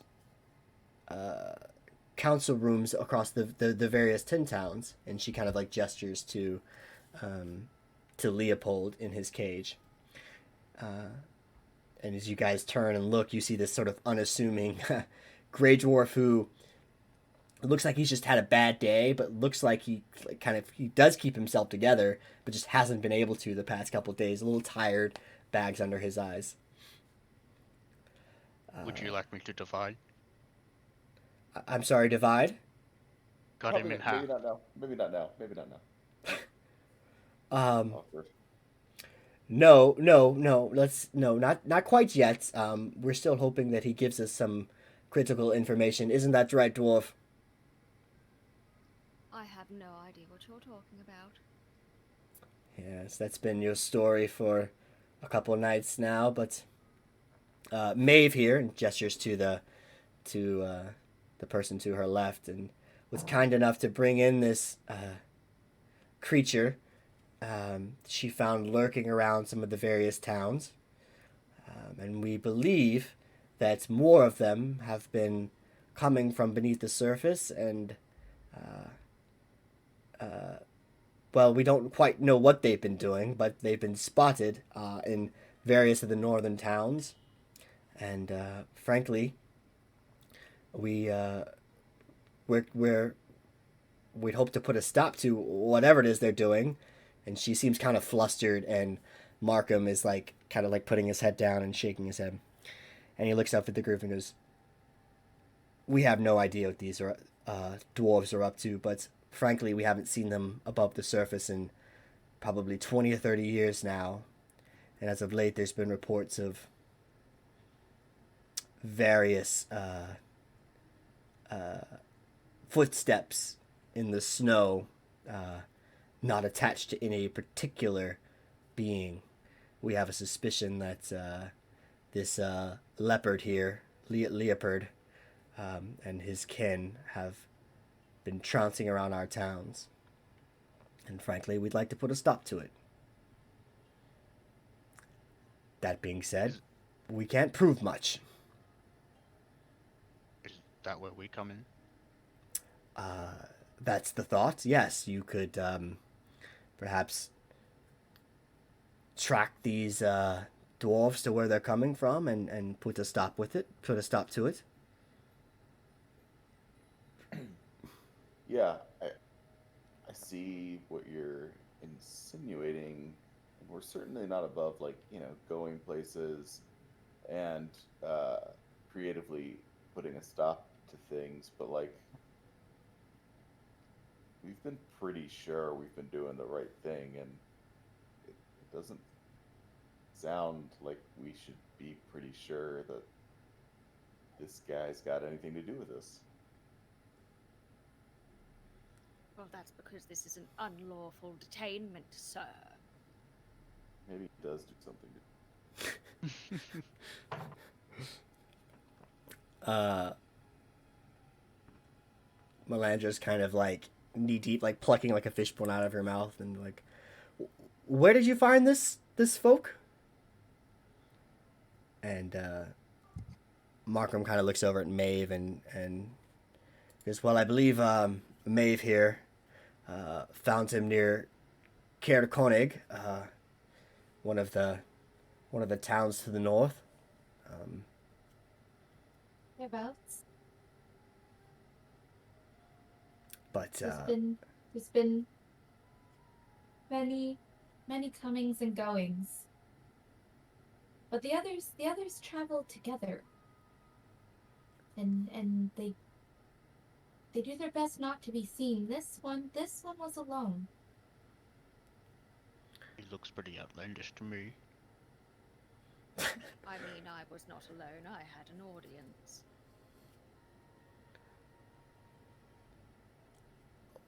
Kinda do look like an animal trapped in a cage. Do you do tricks? Daquin, don't be so absurd. I do tricks, but they're probably not the ones that you're thinking of. Can you sit? I can Daquin! currently do not much more than that.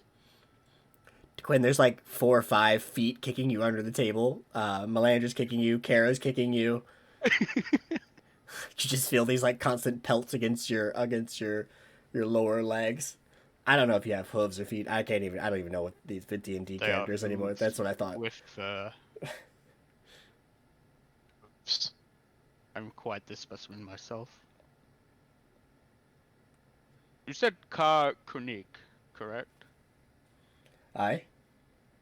That wasn't too far where we were just before.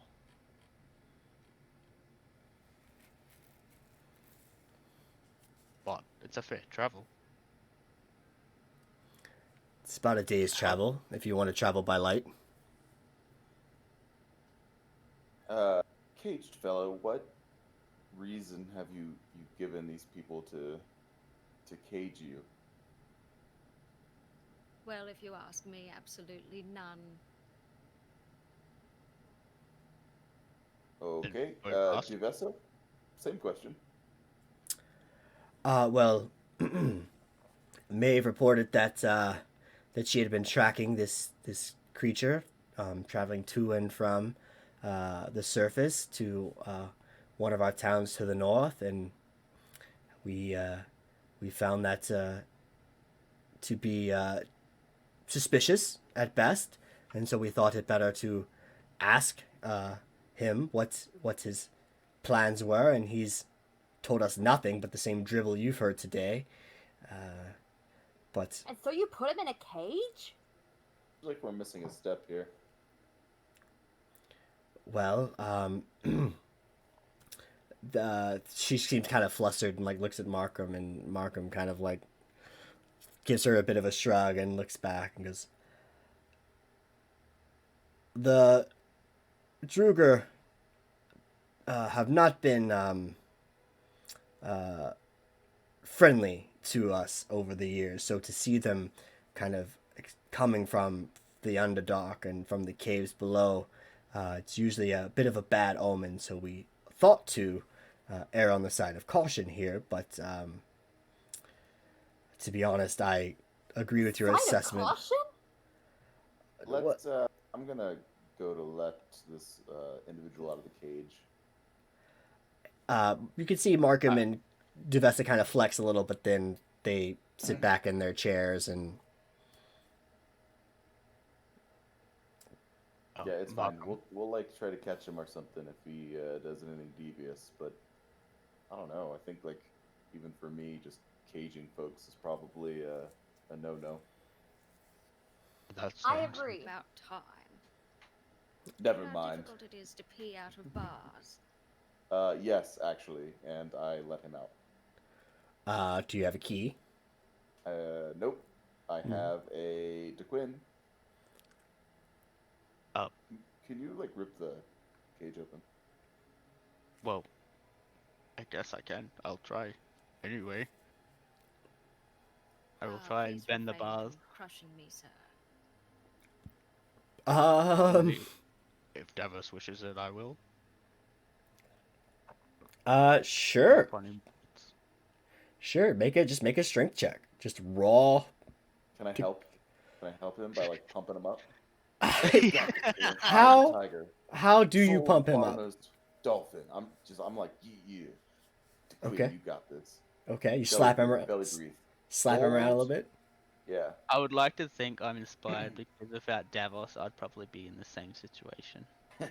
Hold. Okay. Okay. You do it.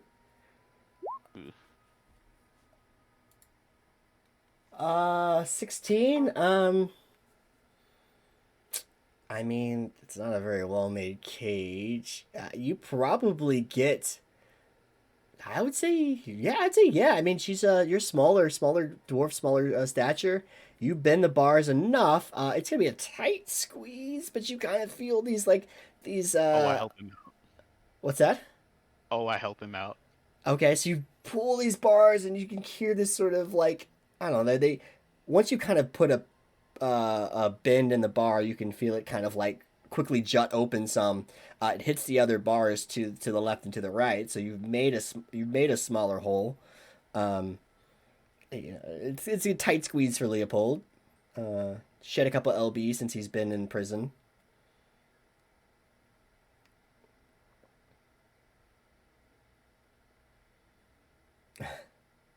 Yeah, as you like pull the bars open, you hear Kara behind you kind of say, we could just ask for the key." And you look over and like Devessa's got the key in her hand, like just kind of dangling it a little bit. but I mean, there's a hole. I don't know, Leopold, if you want to try and squeeze through it. 10-4. He's gonna do his best to squeeze through that hole. Thanks for dinner. Sorry about your cage. Well, I'll be honest, this isn't quite how I thought the evening would go, but I imagine that it's probably fine. Can we count on you to join in helping us determining what's and where the Druger are coming from, or On one condition. Yeah, no more cages. okay? Is that the condition, or is there another condition? Also, There's stop another murdering condition. people. Oh, I'll let her do it. Oh, I'm sorry, Carol. I've heard tell of these sacrifices that the towns have been making. Well, of course, the town voted for the sacrifice. It was a public vote, and And you just allow that to happen. well, that's Allow someone to basically get killed for the sake of something that might work. Have things gone better ever since you started sacrificing these lives? well, to be frank, they haven't gotten any better. That's why we cling to notions of Drugers climbing from the depths, of goddesses casting spells over the skies, of red yetis lurking in the woods. Frankly, no, it has not gotten better. But that And yet you is still do it. the will of the people, and I am their speaker. Creatures. The people want to cling to the notion that sacrificing someone will make this better, and they don't want to give up food, and they don't want to give up warmth, and frankly, that's their call to make. I don't agree with it. I don't think it even works, to be frank, but the towns agreed to do whatever they could to make this 5-year-long frozen escapade end, and I agreed to help as best as possible. We do a fair tally of all the names and draw randomly. There are no exceptions to the rule, and that's the way we have done it. All I can I believe that she doesn't want this to happen. roll an insight check. My insight's terrible, but I'm still doing it. Okay. Oh dear. Oh yes. You've never met a more sincere person in your entire life. You can see kind of the quiver in her voice. She kind of looks side to side across the room. She's pleading her case, and you have no reason not to believe her. Well, you're the speaker, aren't you?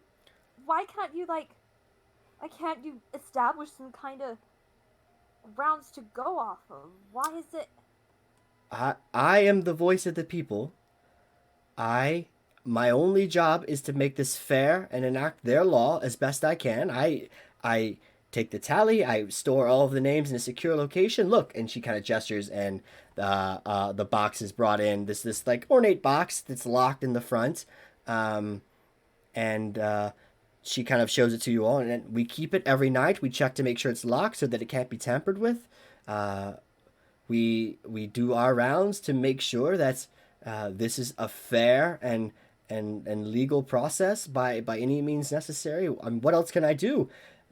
They had the choice of no food or no heat, or not sacrificing at all, but this is the will of the people, and I am their voice above everything. He'd rather sacrifice people than not sacrificing at all. They believe that this is what it takes to endure the winter's wrath.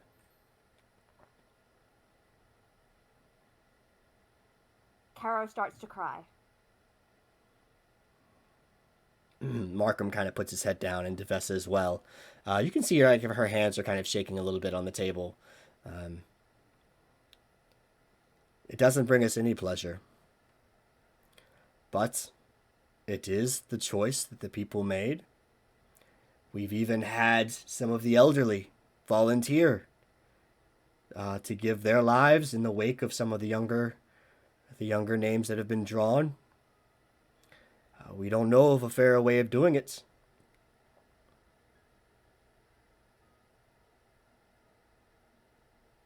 All that sacrifice gives is less stomachs to fill.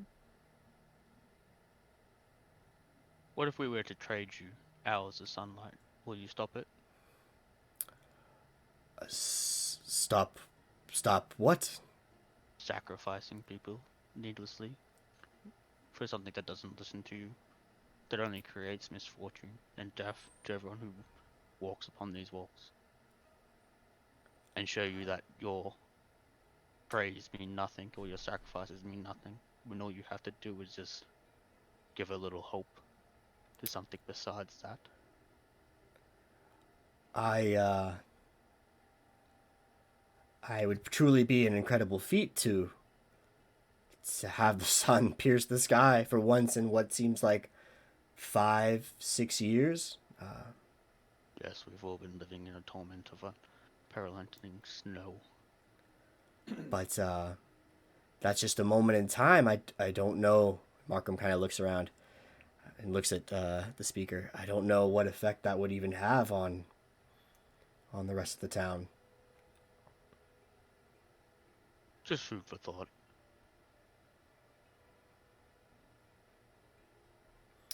As DeQuinn says that as he's holding onto Leopard Calamity's shirt, dragging it over to Maeve. Holding what?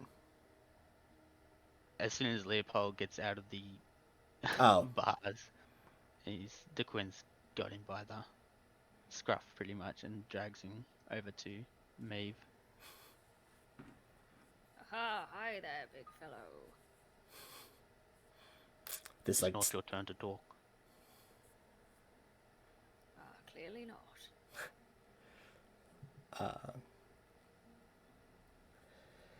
Well, I suppose this is an opportune time to tell you that tonight is, time to draw the next name. If you want further affirmation that this is a fair process, I encourage any of you to do the drawing yourself. Oh yeah, no, I'm not doing your dirty work.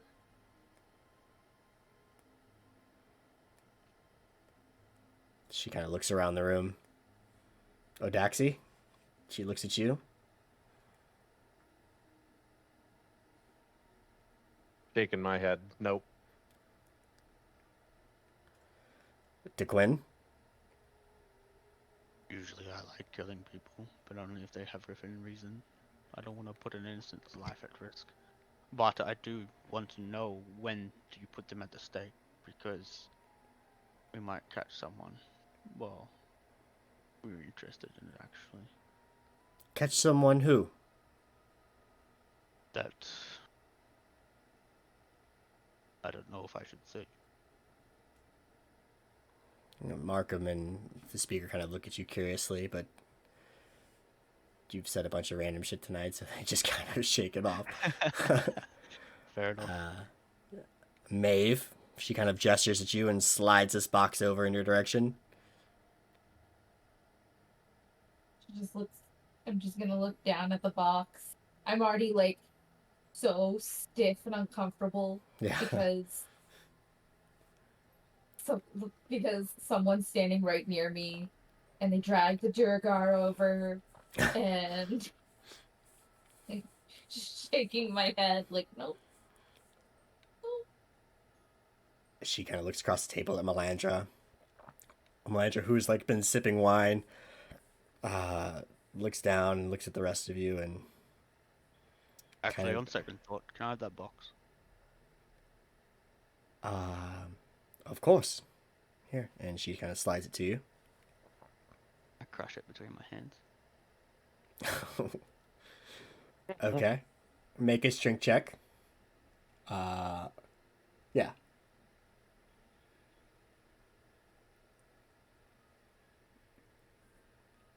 You see DeQuinn with this like a small one. I mean, like this is a small box.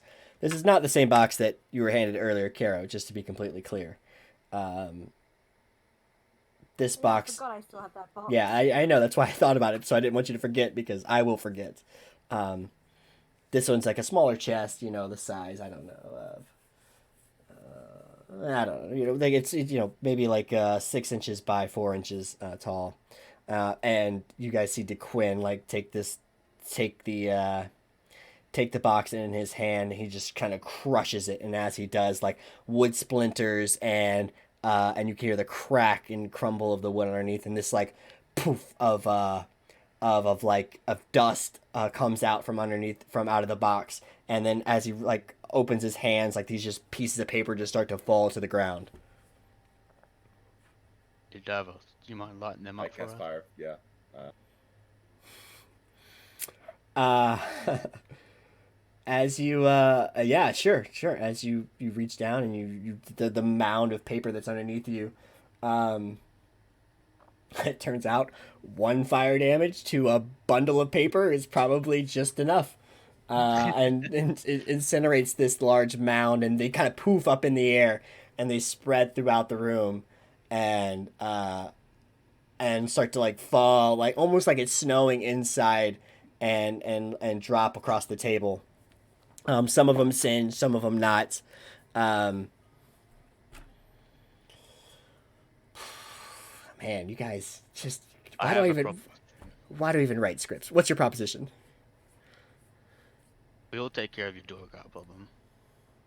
You forgo the sacrifice for this round and hold a festival or a feast of some sort. Have everyone have a warm belly for one night. That's all I ask. And I'll take this Durgar, and Maeve here will show us the way. Won't you, Maeve?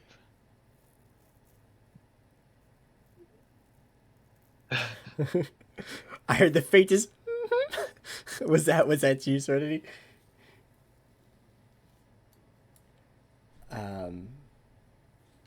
As the pieces of paper start to flutter around, what's everyone's passive perception? Oh dear. I have Ooh, much. 12. 12. 10. 15. 15. Okay. 15 or higher. As the papers start to settle on the ground and kind of around the table, you all notice a repeating set of letters over and over and over. You see like this A and this burnt piece of paper, and then there's this O, and then there's two R's, and there's like OW, and you just see that all of the pieces of paper have the same text written on them over and over and over. These don't know. all have the same name on it. It I don't know who this Iraq was.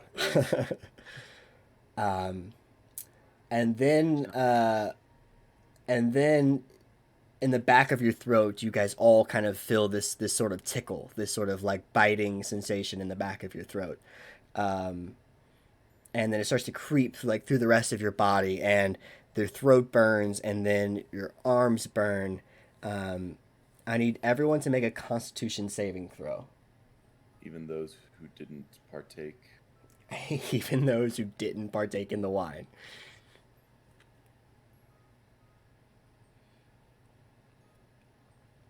Oh. Oh. Odaxi, your sense of smell is so strong that you can't help but inhale this dust. And as you do, your senses go off and you go, that doesn't seem right. And when you do, your vision starts to blur, and you see 4 immaculate horns from across the table as they kind of like fade in and out, back and forth to each other. Quinn, did you always have 4 horns? And you see kind of DeQuinn, you see Odaxi and Leopold and Maeve and DeQuinn.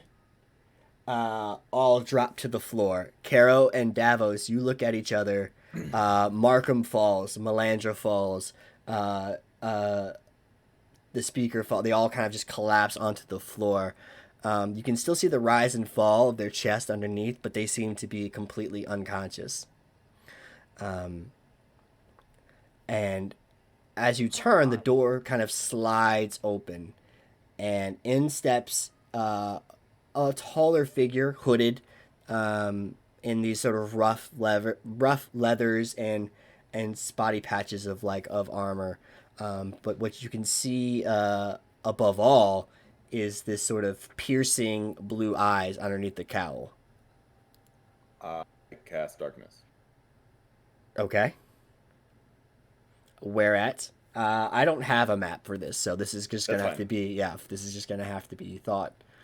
I tell you what. No, go ahead. You called it. You called it. I'll let you go. I do it on my staff. Okay. And it's 20 foot, right? I think so. I just threw it out 20 or 30. 15. 15. Those things. So Caro, around you, you see all these figures. You see all of your friends and even the people you just met. Even the strange gray dwarf just collapses in front of you on the ground. And this figure walks through with these piercing blue eyes, but darkness spreads from Davos in front of you and engulfs the room. And now you see nothing but darkness. I mutter prayers to Tyr. I grab Caro by the wrist, and I roll initiative. Okay. So let's have you guys roll initiative. Everyone else is passed out. Everyone else is unconscious at the moment. Not dead, but like literally Right. sleeping. Yeah, yeah.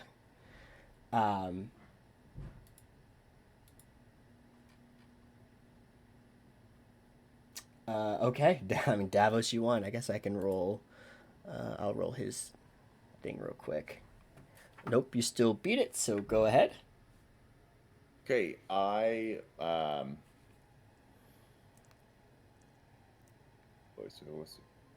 right, I tell Caro to run, and I'm trying to I want to lead her Where the hell am I towards supposed to run? towards the door. I I'm can't leading her. see I'm anything. leading her towards the door. Towards the figure. Towards the door, not towards the figure. Well, the figure Towards came way. through the figure came through the door. Is there another door? No, there's only one door in this room. How about a window? There's a window. And then there's like the cage. Like, so the way I see it is like there's the if it's like an elongated kind of dining room, one entrance. The cage was pushed towards the back, opposite side of the door. There would be a window, probably on the other side of the table, like on the other side of the wall. Yeah. It's engulfed in darkness, though. 15 feet in a small dining room is going to encompass pretty much the entire back corner of that dining room. Yeah, I can see through it. Yep. So I'm gonna lead her towards the window. Okay, so you feel this tug, and do you say anything when you do this? I'm gonna whisper. Come Run. with me if you want to live. Come with me. Get to the chopper. Yeah, I'm gonna just tell her to get out of here. Okay, so you're going to grab her and kind of guide her direction. Caro, you feel this force trying to tug you and go, get out of here, and push you in the direction kind of opposite the way you're facing. I don't know if you want to resist or... Yes, I want to resist.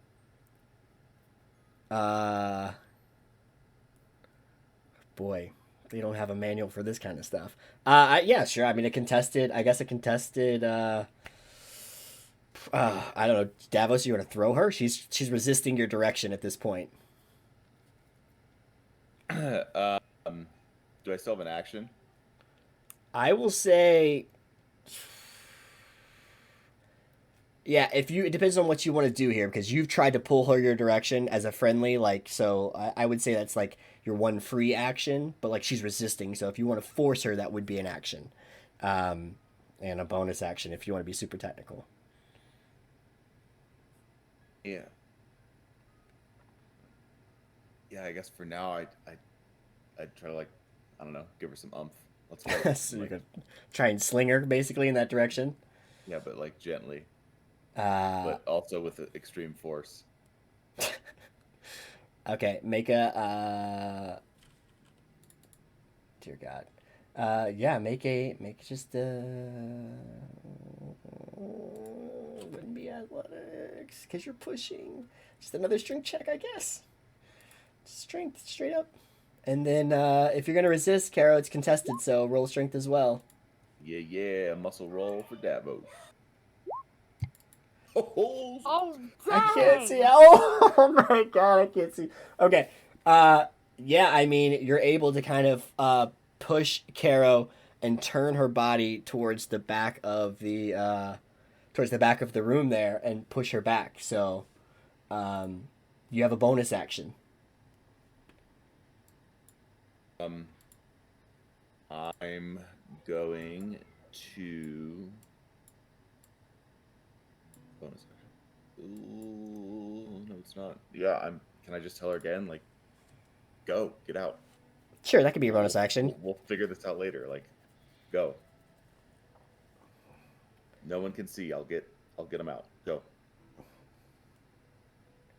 Caro, you get kind of tossed back and you kind of brush up against the table and some of the food, and you kind of actually you feel like you kick something on the ground there as you're pushed to the back of the room.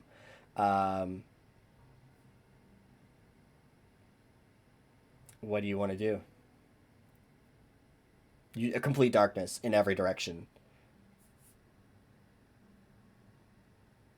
I'm gonna pick up what I just kicked. Okay, so you reach down and you grab a tuft of fur.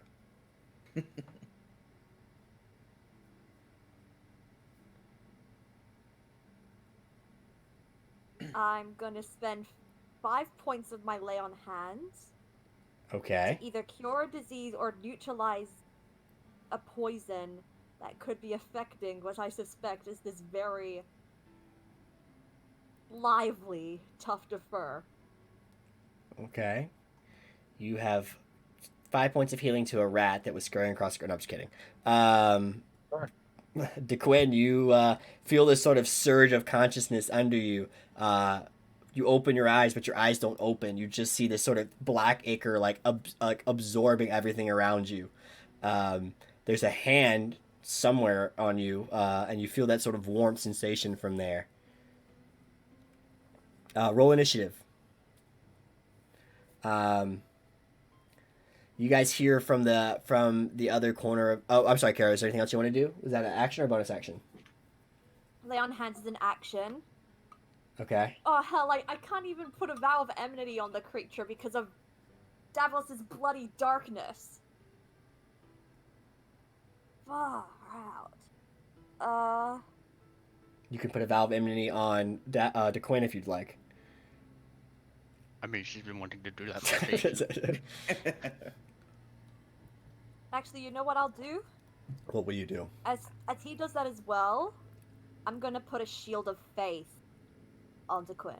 So +2 to his AC. Okay. Diggity damn. Out of the darkness, you guys hear you hear like the wood creak under the heavy step of someone walking forward, and you hear kind of calling out into the darkness. This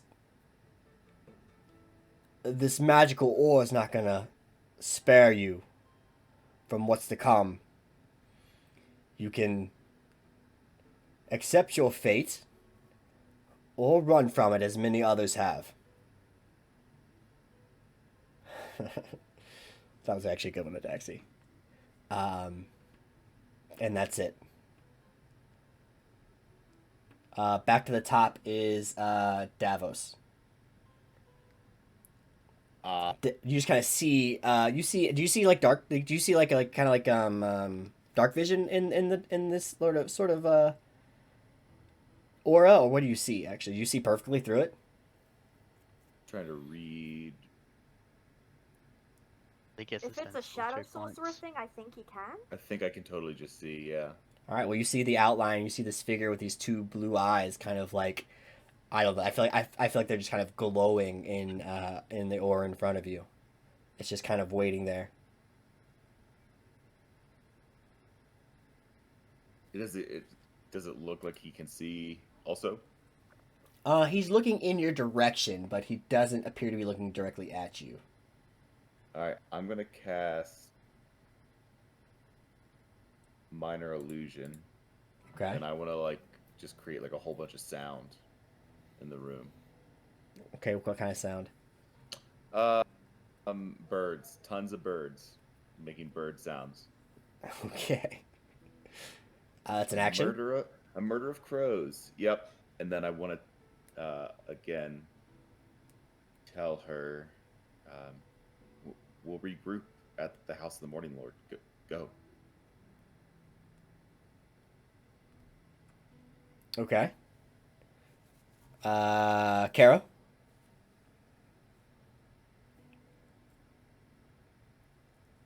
I still can't see shit. Nope. There's a window here. Did I forget that? Go out this window. You did forget that, but I sure. want to put her hands on the window. Go out the window. Here's the window.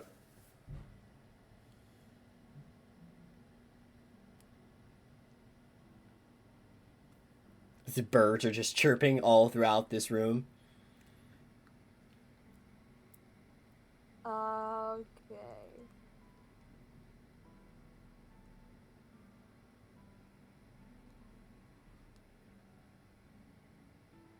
Carol's gonna go out the window. Okay, just gonna Player. burst through it.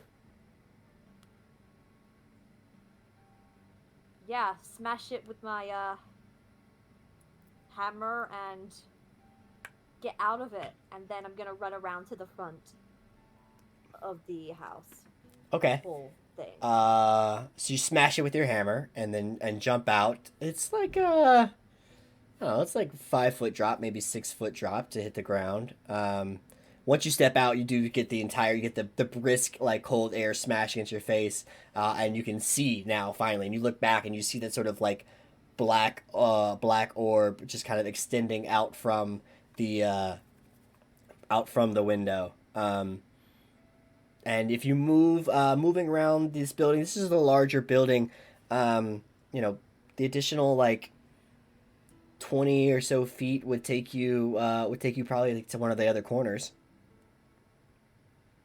Yeah, I just need to get back inside. After good jumping out that window, I'm just trying to get back inside the house.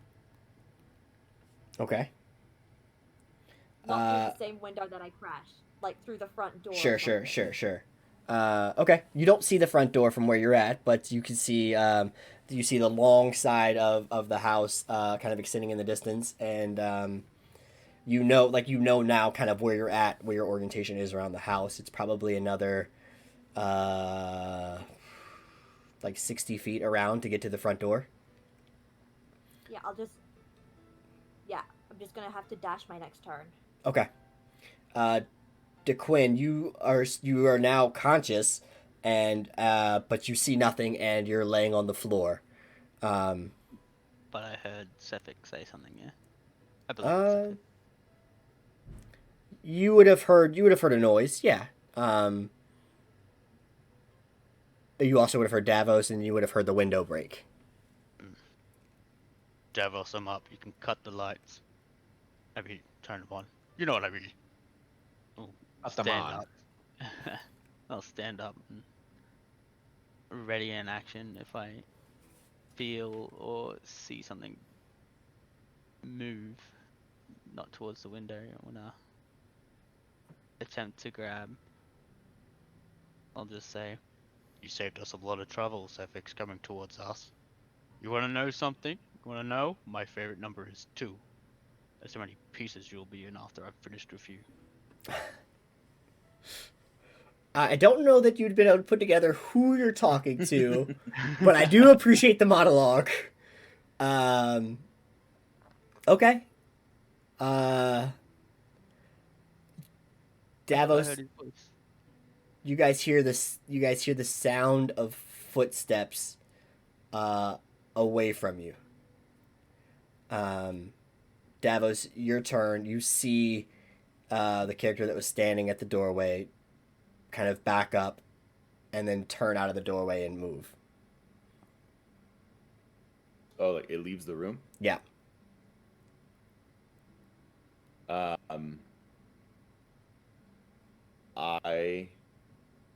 try to wake up Odaxi. Sure. You can see him on the ground. You can go to him. What do you would do to wake him up? I look at the palm of my hand Okay. and I look at his face. and after beating Carrow in a feats of strength, I'm feeling Yeah, you're feeling strong. super powerful. So Sure. yeah, I'm just gonna reach back and just give it to him. Slap Okay. his face. Sure. Make an attack roll. With advantage because he's prone. Yeah, with advantage because he's prone. Absolutely. Thank mean- ya. Nope. Well, that doesn't connect. I have 16 armor. I think for the sake of what you're trying to do, you do connect. I block. Yeah, Odaxi in his. He's alive. You smack strong Loxodon hide. It probably hurts your hand more than it hurts Odaxi, but you can feel it kind of just like shake throughout him. Sure. Anything else you want to do? Did it wake me up? It does wake you up. Did so this guy had no in the dark room. He had no trouble walking out the door. He just backed the steps up that he took in the door, and then was able to to get out of the room. Okay, then I'm going after him. Okay. So as you kind of take, I imagine it would take like 5-10 feet probably to get to Odaxi.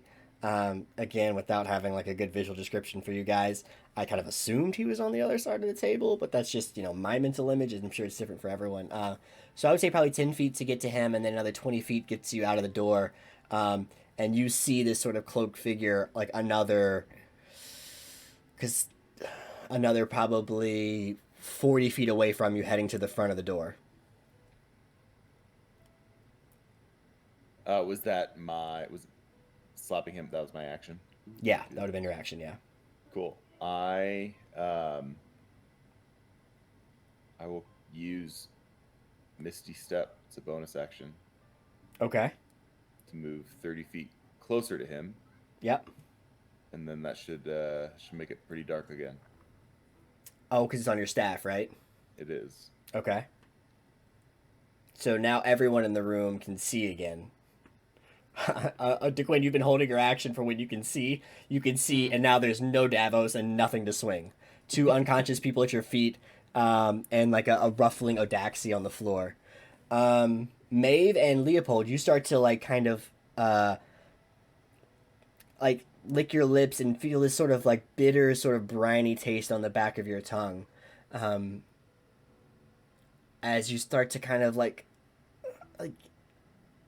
figure like why is your head throbbing? Like why does your head feel like you had just been headbutted by the Minotaur person in the room? So Odaxi, go ahead and roll initiative. Leopold and Maeve, you'll roll initiative on the next turn. Oh, let's get initiative too.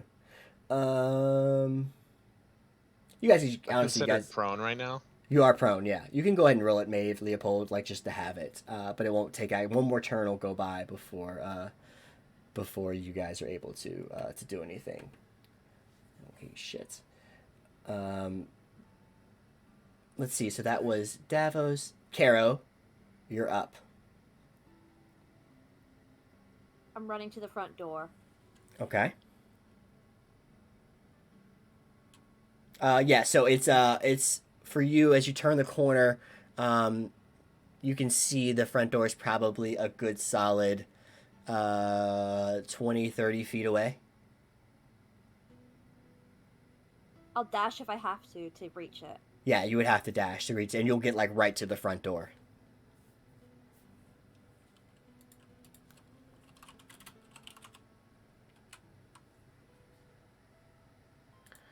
Do you do that? Yeah. Okay. So you're right in front of the front door, like it's there in front of you. And actually, there's two like well dressed men like standing there like at the front door, and they're kind of looking at you, and they what's going on? We thought we heard glass break. The people inside are in danger. Okay. um, You best flee before it hurts you too. right then, and they kind of look around and begin to kind of like scamper off. That's your action and movement. So you still have your bonus action. Can I see any creature? Um, Any creature with blue no, eyes? the door in front of you is closed. I guess I'd have to do a bonus action. Wouldn't open the door. I'll let you use a free action would open the door, interact with an object. Yeah, I think that's fine. Just a door. I'll open the door. And now you do see in front of you this sort of shrouded, blue-eyed man standing there, and behind him is another, probably shrouded. I don't know, Davos, if you wear your hood inside. Person standing right behind you. Actually, it's just darkness. Oh shit! It is just darkness. You see nothing. Thank you for the correction because Davos misty stepped in front of you. So you open the door, and I again, was this close to using my vow of enmity. you open the Close. door, and there is absolute darkness in front of you.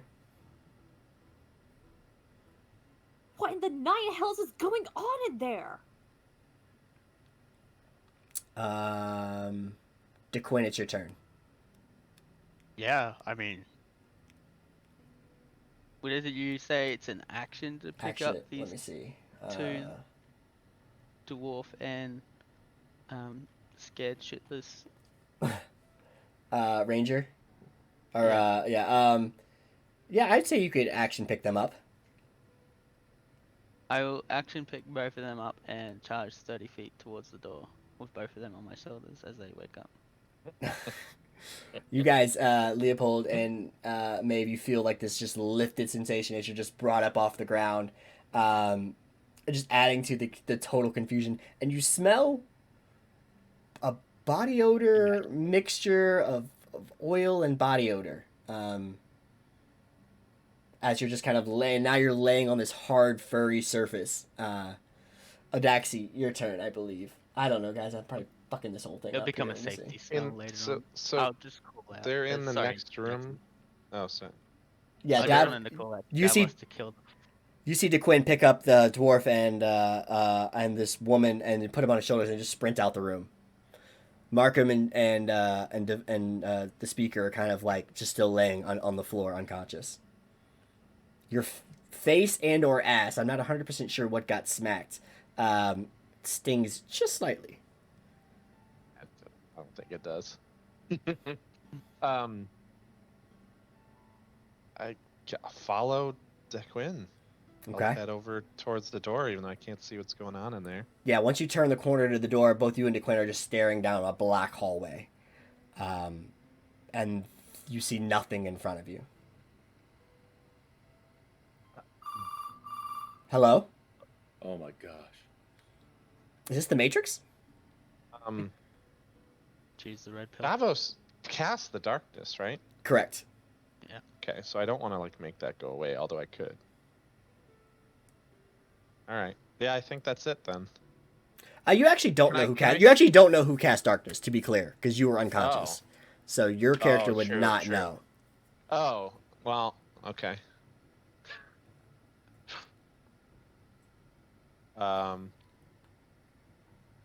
But you've seen him use it before.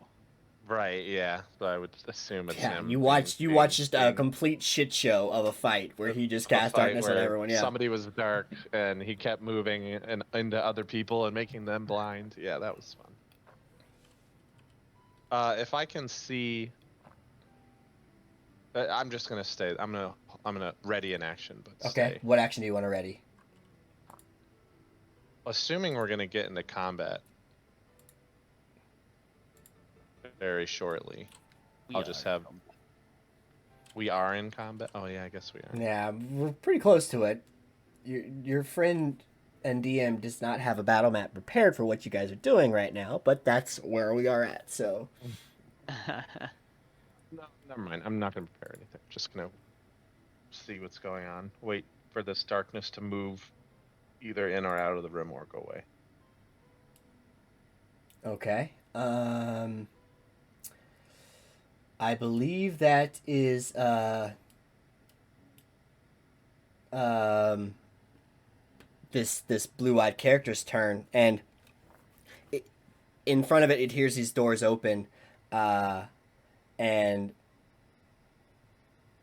as it, Kara, you see from your perspective this darkness, and from the darkness you see this sort of shrouded figure like step forward, and it takes a step, and a step, and a step, and it looks at you, and you see these sort of blue eyes, and the smile now comes across its face as it walks towards you.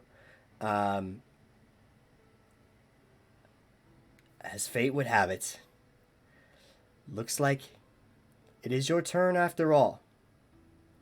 And he's gonna walk forward, and you see this sort of steel blue knife come out from his waistband very quickly and very deftly, and he spins it around, and he comes forward and he stabs you, Caro, right in between the armor plates, where you have just the smallest hole, almost exactly where he stabbed Melandra when you first encountered him. I don't know, all these weeks ago, and you kind of feel the impact of the blade cut into your stomach, and you feel like a sort of chill. And the chill only lasts for a moment, and it's kind of odd because you personally, you haven't really felt the chill as much as some of the other people have since you've been here. Davos, you see kind of as his character just slowly walks forward and steps in front of Caro and stabs this dagger into her midsection. And the blue eyes kind of turn to you, Caro, and look, and they kind of blink, and they just kind of blink out of existence. And you see in front of you, like now, a man, like just a normal man that you've seen before, lose all of its sort of confidence and swagger that you had heard just even a moment ago, and the eyes kind of roll back into the head, and the skin and the eyes, they kind of just decrepify and become like this ghastly sort of dead, sullen look, and it collapses from the ground and falls in front of you, leaving this sort of knife like just like piercing into your abdomen, and falls over onto the ground. Davos, you watch all this happen, and it's your turn.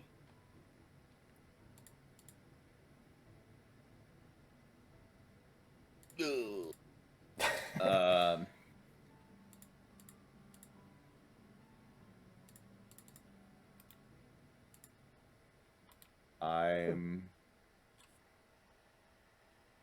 going to do something. I'm going to.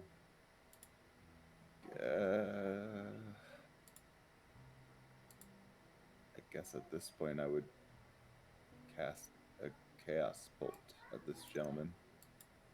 Okay. It's laying on the ground, prone. So I think you have disadvantage, don't you? Not for attack rolls. Oh, okay. Oh, I'm not prone, right? No, he is. But I didn't know if you had. I think range attack rolls are a disadvantage against prone targets, aren't they? Oh, are they? I believe so. Yeah.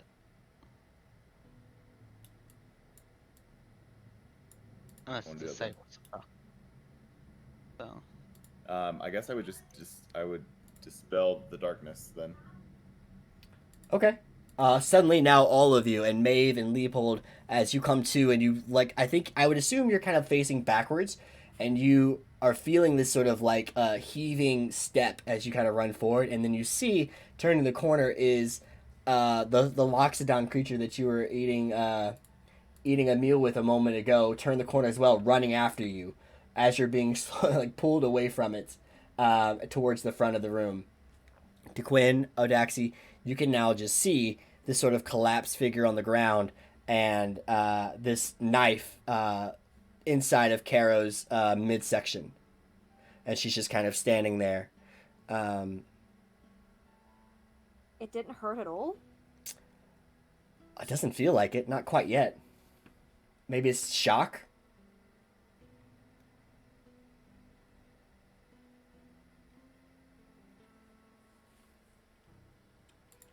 Sorry, guys. Give me one. I'm gonna. Go ahead. I would move up to Carrow as well, and I don't want to touch this thing. Touch the thing on the ground. No, the dagger. Sure. I don't want to touch the knife. Okay.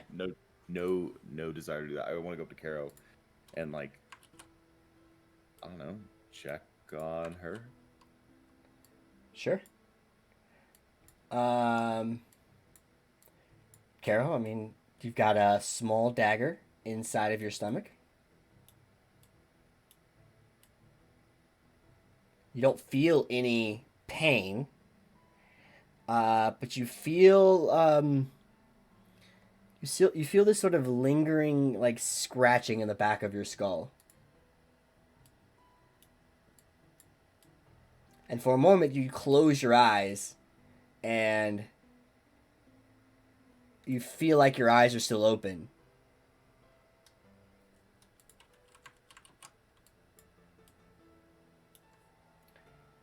Slowly reach for that dagger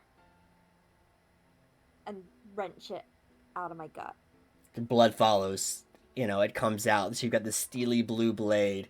It falls to the ground, and on top of it, you can see the color from the blood and the blue, and it kind of makes this sort of purplish hue.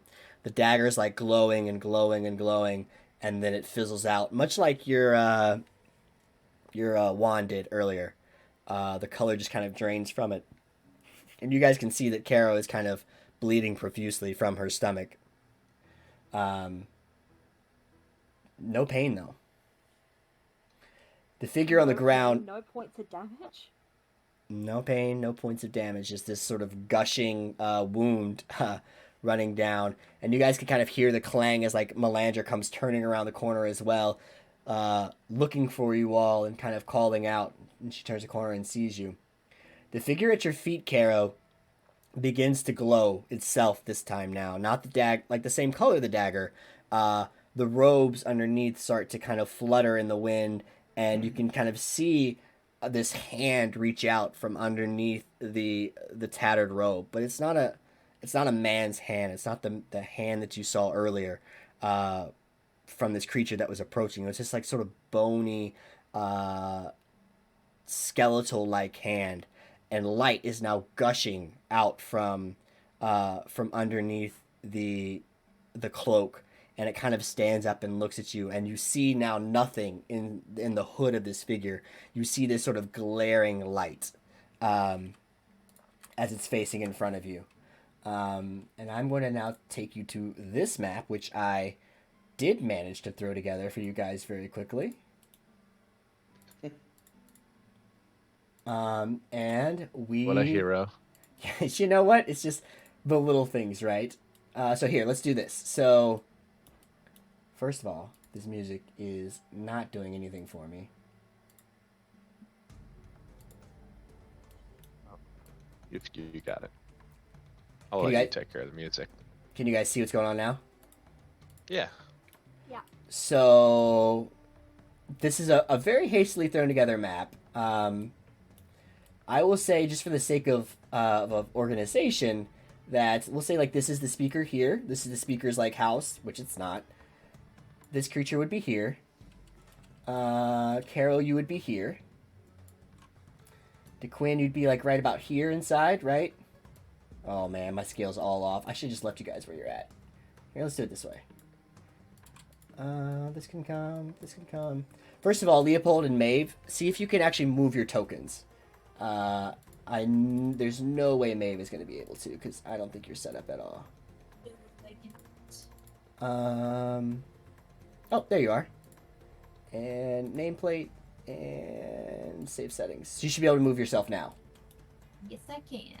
Awesome. Let's do this. Let's use this bigger building because you guys are all You guys are all inside right now. Leopold, you're being carried. Maeve, you're being carried. Daxi, you're running behind. This is inside the building, by the way. Oh, Davos, you're further ahead, aren't you? I'm with Carol.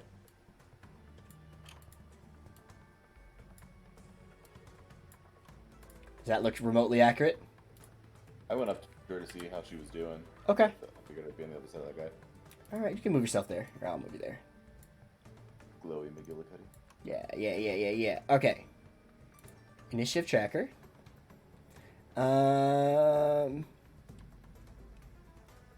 Let's roll a new initiative. So everyone, can you just click your token and roll another initiative, and hopefully it will be on the tracker.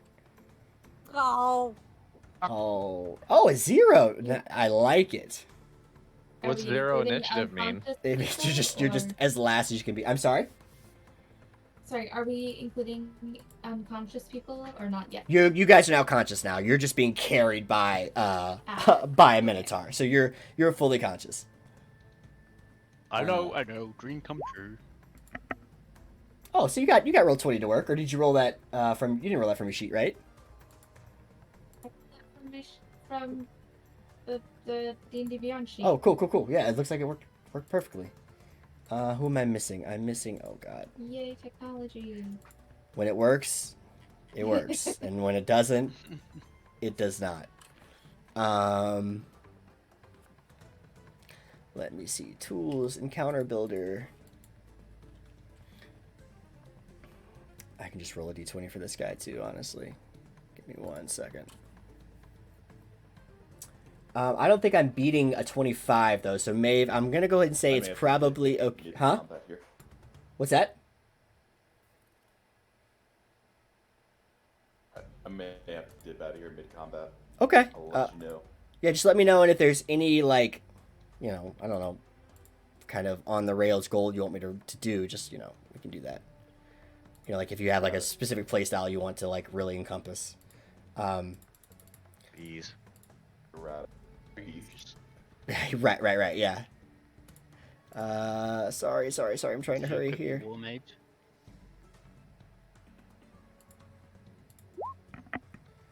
Okay. Well, yep. So, Maeve, you're up first. You see this sort of like undead creature kind of rise unnaturally from this cloth underneath. And actually, it's kind of hard to see because the Minotaur that you just met is now grappling you and the dwarf that you just captured. So this is a very unnatural situation for you. But such is life. What do you want to do? I just see this undead thing. Yeah, it's right here. Let me see if I can... Huh. Right. It's like... Yeah. I'm... You see, you're in roll 20, right? You Yeah. can see what I'm clicking? Yeah. Okay. I'm gonna ask to be put down, and I'm going to take my longbow and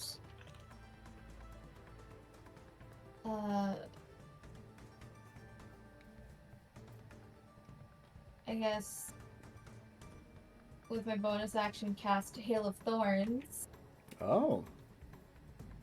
Love it. So if you click like... Yeah, if you... Require... Here, okay. Oh, there you go. There we go. Oh. Okay. I can roll that. I rolled a 2. Does that save? Yeah. That does not save. So- God. So, okay. You pierce this creature, oh, sorry, go ahead. Do you want to describe how it looks, or is just a hail of actual thorns coming from your bow? Yeah, I'm gonna shoot an arrow at it, and gonna do that extra damage if I hit. That hits, yeah. Cool. So a total of 13 damage.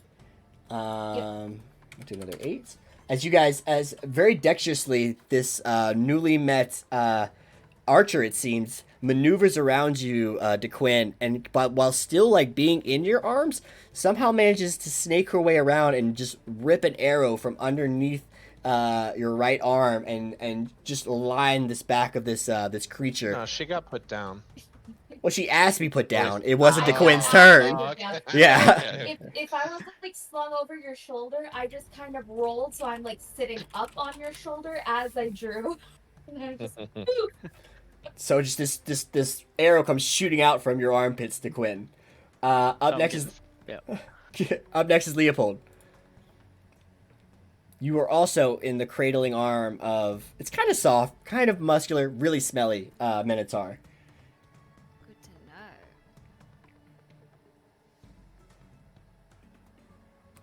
Can I cast Thunderclap as a cantrip? Sure. I think yeah, you can for sure. It's like 15 feet from you, or is it in a direction? I don't remember Thunderclap. Oh, it's a 5 feet range. Can I just do Vicious Mockery and tell them that it's close look luckily? You absolutely can.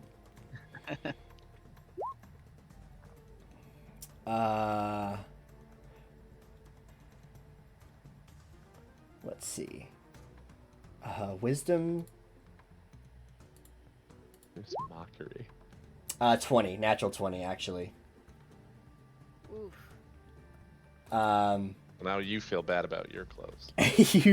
you quickly recognize this creature has no consciousness of what it's wearing or what it's like, how it looks at all. You guys just see this bright light shining almost like a lighthouse directly towards Caro and Davos. Just great self-esteem.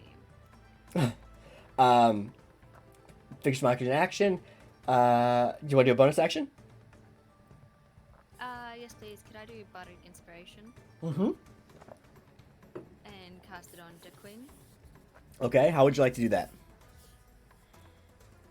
Just slap him on the shoulder and be like, alright, go get him, buddy. DeQuinn, you respond to these sort of things very well from someone you've never known or seen before, besides a couple hours ago. So you get a quick arrow from your right shoulder, a slap on the left cheek, and you feel invigorated to get into this fight. But you see Caro get stabbed, or you see this knife now coming out of Caro and this creature in front of him, and your sort of instincts take over. What do you want to do? Well, first off, I immediately drop this sack of flowers and way rage as you see all the tattoos of DeQuinn light up into a bright blue, and Odaxi's tusk turn into a bright blue. Caro has a face tattoo, bright blue, and Davos has his hands covered in bright blue tattoo as they go into a rage. And then I would like to decapitate this spectral thingy's head into 2, please. Please do. With my halberd. Recklessly. But of course. But of course. How else was this 1-2 division? You're gonna step up here. I'm gonna kind of put you here. I got 10 feet. Yeah, you're halberd. Oh, okay. Well, sure. Don't fucking step up then. I'll put you right back. Exactly. That's the plan. 20 to hit. 20 does hit. For 16 damage. As you slice down the back of this creature, this Sephic that you've been keeping a wary eye out for a long time now, you see the kind of the cloth shear to the right, and this bright light kind of pours back out of this beast, it seems, and then dissipates. And you hear it kind of this ghastly exhale as you come into contact with it. That was a well-struck blow. It's hard to determine, how effective it was. That'll be my goal. Okay.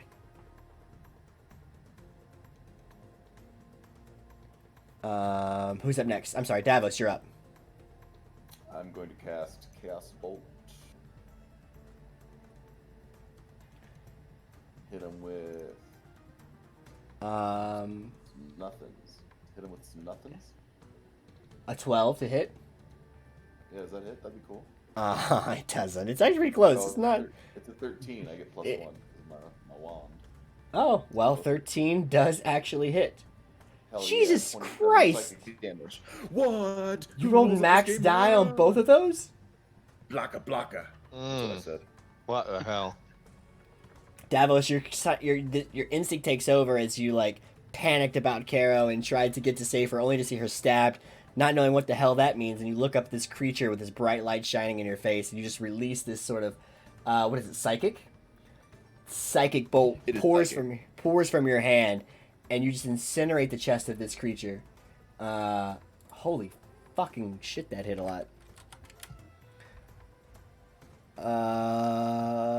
Yeah.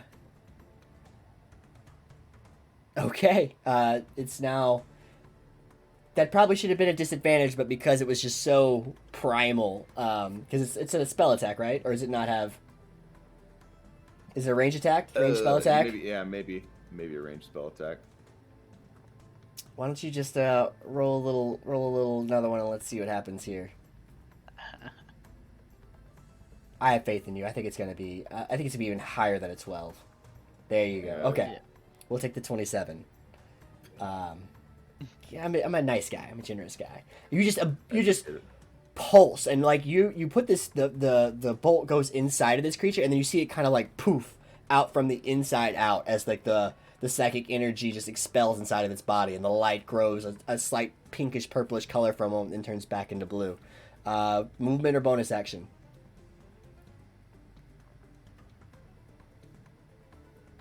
Nope. Okay, Carol, you're up.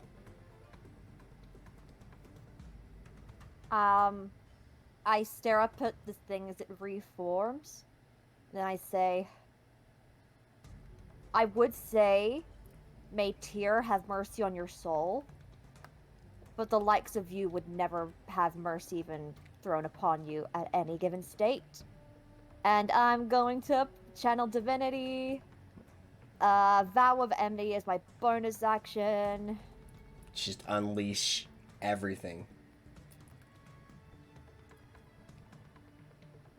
The little shield, the little scales on my shield glows a little. And it's hammer time. All right, you have advantage. A 24 hits. 7 bludgeoning damage. And a divine smite. Okay. Dear fucking god. So it's undead, right? You get the sense that it is not of the living as you're looking at it. Because if it's undead, it gets an extra D8. You get the sense that it is not of the living. There we go, there's the 2D8 and one more D8. So 20 damage That's total. Yeah. As you just crack the chest of this creature, and in the same fashion where like the purple sort of plume of energy kind of comes from its chest, this holy aura like does almost the exact same thing, and when you connect, you see this like bright yellowish light pop out from its chest in between, and you can see now that what you're hitting is like not even flesh almost. It's this almost this bony like fibrous sort of creature underneath in the tattered robes. As the light shoots out and you can hear it gasp and wail again. Movement. No thanks. Fuck. Okay. Mhm. This creature's gonna turn. Is that what it's gonna do?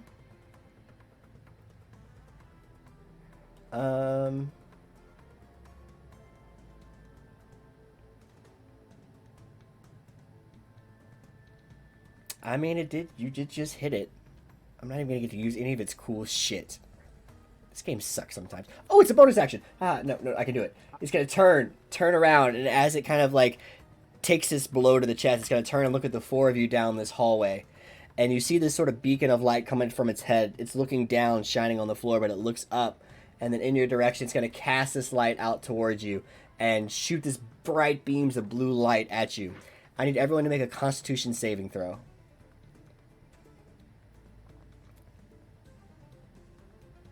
17 passes. Is this a charm? Is this a charm or frighten? It is not a charm or frighten. 7 fails. Okay. 13 fails. Why'd you roll a d6? Why'd you roll a d6? Oh, you rolled your bardic inspiration? Yeah. On top of actually, what'd you roll originally? A 7? No, it fails. It fails. Maeve, you want to roll a Constitution saving throw? Is it new that it puts a little outline if you got max or minimum roll? No, the red and the green has been That's there. always been there? Oh, you just Never failed, noticed Maeve. Before. Yeah. Cool. Maeve, Adaxi, and DeQuinn, you are all blinded as the bright light sears your eyeballs. Leopold, you happen to look away, and even though you're sensitive to the light, you saw this coming, and so you quickly turned your head and was able to avoid the blinding light shooting towards you. Creature's gonna turn back at you, Carrow, and it's gonna make 2 slam attacks against you. It has disadvantage. It has disadvantage? Yep, because of Why? my ancestral protection. Oh, son of a bitch. I'll link it if I can. I don't think either one's gonna hit anyway. 13. Misses. Both times. Oh my fucking god. It just scratches at your shield because that's how tonight's game is gonna go, and it's just clawing at your shield. And what feels like a really strong, aggressive strike, it doesn't pierce the shield, and it's unable to find purchase, and it wonders why its DM let Ancestral Guardians be a path in this game. Up next is Adaxi with the 0! Doing the things. I'm going to cast a guiding bolt.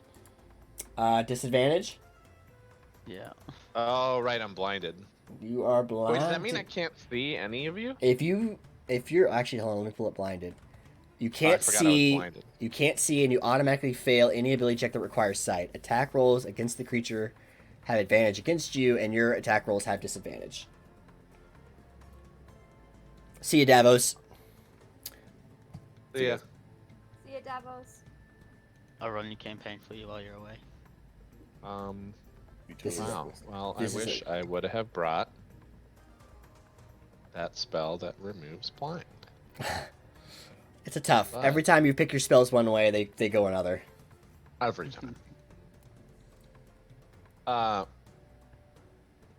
Can I see my party members?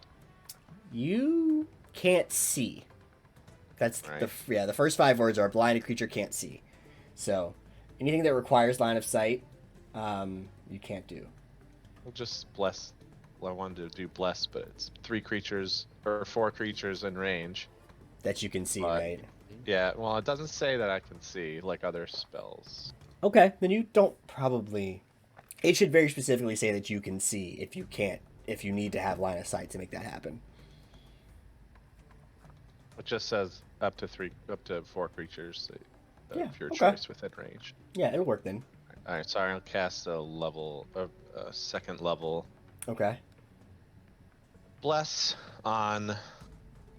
Let's see, everyone that's kind of in range. So that'd be Davos, Carrow, DeQuinn, and our Maeve.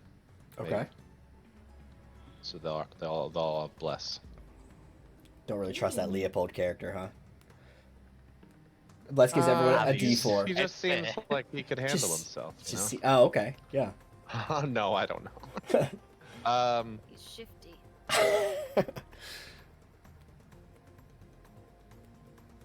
So everyone gets that's all I can do. Yeah, because Okay. I can't. Nobody else this is can. only for a turn. Oh, so yeah. So at the walker's next turn, you'll get your eyesight back. So I don't know if I'm supposed to tell you that or not. I'm not the best DM, but that's what happens. No, that's. Thanks, man. Maeve, you're up. You are blinded as well, but you feel sort of this warmth, inspiration kind of wrap around you, kind of like your home. As your body hits the floor. Yeah, can I hear what's going on with the undead that I previously. Oh, hang on. Do I have to be able to see?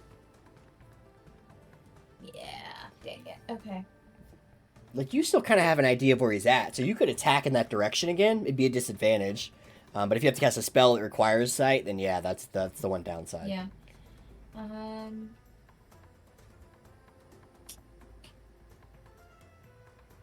Okay. Yeah, I guess I'm going to attempt to use my longbow again and kind of shoot at where I shot before. Okay. And Please so hit it's gonna please hit Davos. I was gonna say, this is how someone loses an eye. Yeah. Okay. How do I toggle disadvantage? It should, when you click it, it should ask you. There should be a drop down when you click the attack button. In As long as you have it set to ask every time. Oh shit, that's right. You have to go to D&D. You have to go to the plugin, and then type of roll is the third from the drop down. It says ask every time. Oh, okay. Or you can do ask every time. Yeah. Okay. Or you can do like hold shift control or alt. I couldn't tell you which one does which, but I would just do ask every time. That's what I do. Then remember, you can roll an additional D4. So 22. What's the Yes, second? for blessed. Okay. What's the Okay. second roll? So here, rolling. There we go. So I'm gonna say in order of operations, the 9 is technically the second roll. So you want to roll a D4 on top of that? Is it attack Sure. rolls? Yeah, it is. Okay, yeah, you should. Oh. You could have done it if you'd got you needed a 4, but you got the one's not going to do it. You're apparently I can, thanks to shit. some ranger thing, I can attack a second time. What? Yep. If you take the attack action, you can one additional weapon attack. Oh my. Yes, it is a Gloomstalker. Yeah. Does that sound legit to you, DeQuinn? You're my backup rules guy. I'm assuming it is, so go ahead. I think it's the first attack of the combat. I think it is. Oh, I think that is right. Oh, okay. All right, never mind then. Yeah. And No, then you I are have right. advantage. You are right. Yeah. Oh, You thank do your God. shit better. Nope, I'm done. Thank God. That's all I need is one character at level 4 that can attack twice all the fucking time. Yeah. Yeah, let's say we'll have to remember that for next time. Yep. Okay. Leopold, you're up. Is Leopold within 5 feet of the bad dude? You are 10 feet away, maybe a little less. But you can't move. You dropped him. Yep. Yeah, so you can move. Okay, can he just like scoot up a little bit to be within 5 feet and then just... Does he have his rapier or was that taken from him? Oh, yeah, he would not have his rapier. They'd be really bad guards if they let Leopold have his rapier. I'm sorry, I didn't even think about that. Bonus action, can I toss him one of my short swords? I mean, mine hand axes are on my belt as well, so... I will say, because I did not think about that, and we missed an action earlier from Maeve. Maeve, if you think you want to toss Leopold a short sword, you could do that. Yeah, I'm gonna do it.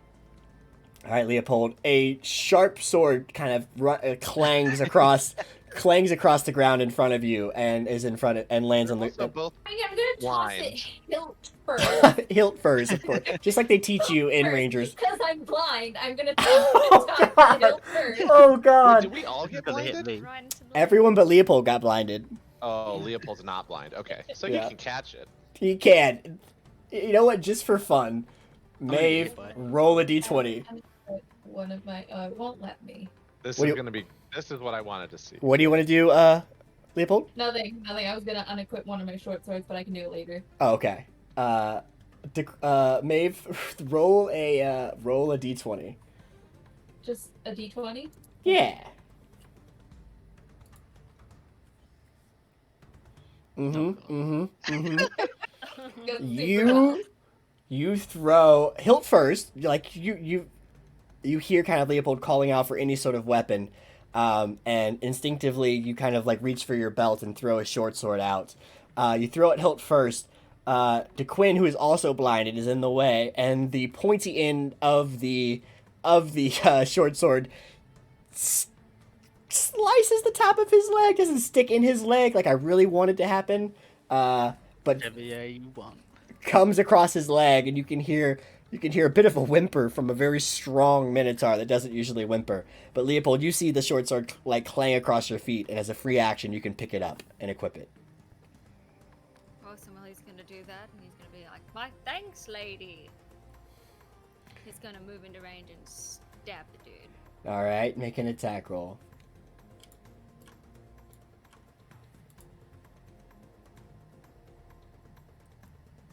Sorry for not blessing you. Yeah, I couldn't have added bless to that 3. I don't think it would have helped much. Unfortunately, as you're kind of like clamoring to get, as you're like running up and trying to grab it at the same time, and you're wondering why there's hair on the tip, you're just unable to, like, you stab into this creature's back, but it goes straight through the cloak, and you don't find any purchase on the actual creature itself. That does not hit. Bonus action.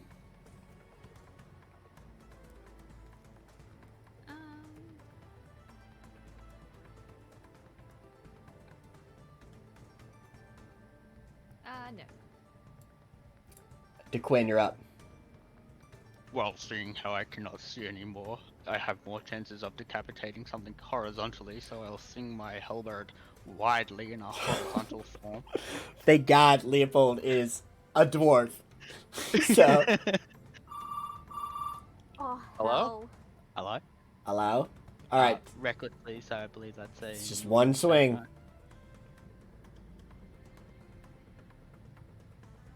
21 hits. 15 damage. How do you want to do this? Like I just said, I'm swinging in a wide arc, and I imagine I'll just swing right through and hit into the wall, and then try and like bring it out again to take another attack, because I feel like I would feel nothing. As When his body just falls in 2 pieces, please. Only 2. okay, yeah, and you just bring it right across, and Leopold actually, it almost catches the top of your top hat because this person beside you cannot see a thing, and just swinging wildly down the hallway. It comes across the side of this creature in front, and you guys see as the light in its face kind of flicker for a second, like a bulb that's loose, and flickers, and then fades out of existence, and it kind of just flops to the ground.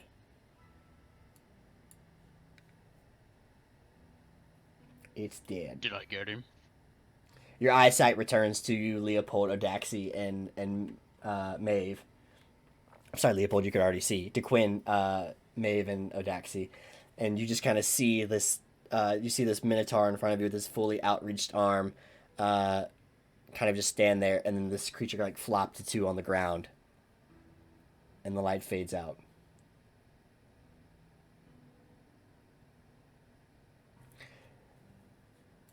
Well, could I look over and pick up the head of this beast and have a look to see if it is Sefik himself? You go and as you push apart the cowl on this creature, you find a face that is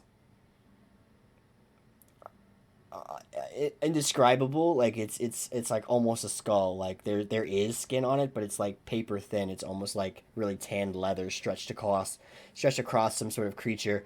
There's chill marks all over the skin, like patchy bits of frost. It's hard to discern. You could make a medicine check if you really wanted to see if it like aligns with his bone structure per se. But it's really hard to get a lot of information from it. Nope. Yeah. You're only What good. happened previously? What's that?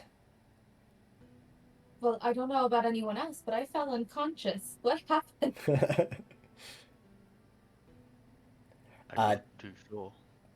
Davos kind of looks around and looks at Caro, and uh, the uh, the box.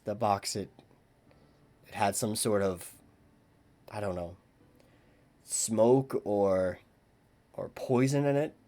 It rendered most of you unconscious. The one I crushed. The one you crushed, yeah. Sorry. It's not your I fault. thought I was making a statement. Caro, Just sticking fishing. You guys look back and you see that there's still like some light blood like running down Caro's side, and she just kind of looks at it and looks at the rest of you. Fuck, I forgot all about Melandra. She would have been in that fight fucking 10 turns ago. Let's just pretend she's struggling to come to wake. She comes now out of the side and comes peeling around the corner, and she goes, you hear her yelling, Caro! Comes brushing past all of you here. She looks at you, my god, are you okay? She kind of puts her hand out, and you see that sort of like warm glow from Melandra's hands kind of like wrap around Caro's wound, and as she pulls her hand away, there's no mark on Caro, as if she was never even stabbed in the first place.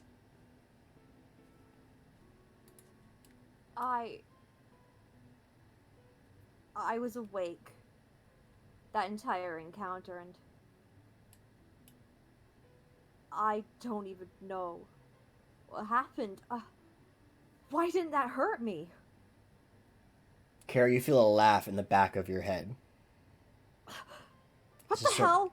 This sort of like chuckle almost. I kind of back away from the rest of the group as I hear that chuckle in my head. You guys look as Caro kind of backs away, and she's like trying to process. She's got her hammer in her hand, and she's like looks down at herself and her shield in her arm, and she hears she's like looking. She's kind of looking around, like she's like hearing or seeing something that you don't see, and there's a moment where she kind of looks at all of you, and Caro, you are seeing. It's almost like you're seeing yourself projected in front of you. You see all of your friends that you've grown to travel with, these two new people that you've met, and they seem fine. You're not really sure of them, and you see Melandra, this person that you've basically grown up with, and you hear in the voice in your head that says, "That's right. A new vessel. One much more familiar with the cold." And you guys, Caro, you kind of look down, and there's a moment where you look back up, but you don't see anything at all. You see nothing but darkness around you. And you guys look, and you see Caro's eyes. They start to glow with this sort of bluish tint around, and where there should be her eyeballs, you can't see them anymore, and this blue light kind of encompasses her entire face.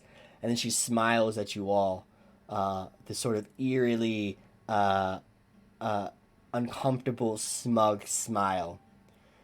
And then there's a wink, and then she's gone. She steps out from in front of you. You see kind of that sort of same. Davos sees it coming because he recognizes the spell. Daxi, you might even recognize it too. That same misty step that allows a person almost like to apparate, like kind of like the Harry Potter people do when they like teleport from like one place to another. You see her kind of like ball up and then just sprint away, and then there's a moment and she's now another 20 or 30 so feet down the way, and you see her kind of just begin to like take off down the alleyway in front of you. Caro, you see darkness in front of you, all around you, much like that dream you had where you were working with Odaxi to try and figure out how these pieces fit together, and you drew the stars, except there's no stars here. There's just darkness all around.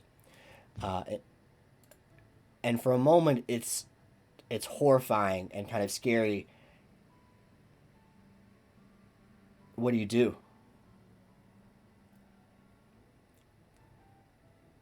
Can we kind of like pace what just happened? I thought you meant peace. What do you? I mean, well, yeah. I mean, what do you think happened? I mean, I kind of draw on your own characters there. If you If you feel like your character would get it, I trust you. If you think you'd have to roll for it, I trust you as well. You guys saw her light up with this sort of blue energy in her eyes. You kind of see Davos kind of reaching forward before she stepped away as he puts two and two together, and then he kind of falls on one knee.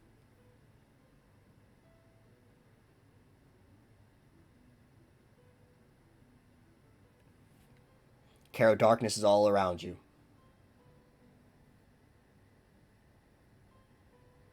Hello? It echoes, kind of like in a chamber. Then you can hear it go on and on and on and on and on. It gets quieter and quieter and quieter and quieter. Melinda, where is she taking Pup? Melandra's kind of just looking around. Like her hand, she's got a little bit of Carrow's blood on her hand from where she like touched her side. And she's looking like in the distance and looking at Davos. And you just hear her kind of say under her breath, like, she was right here.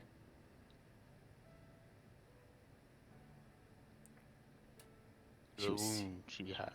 She was The here. same wound that you have. But it was gone. There was no ice. There was no ice. What do you mean? Your wound or her wound had no ice? Her wound.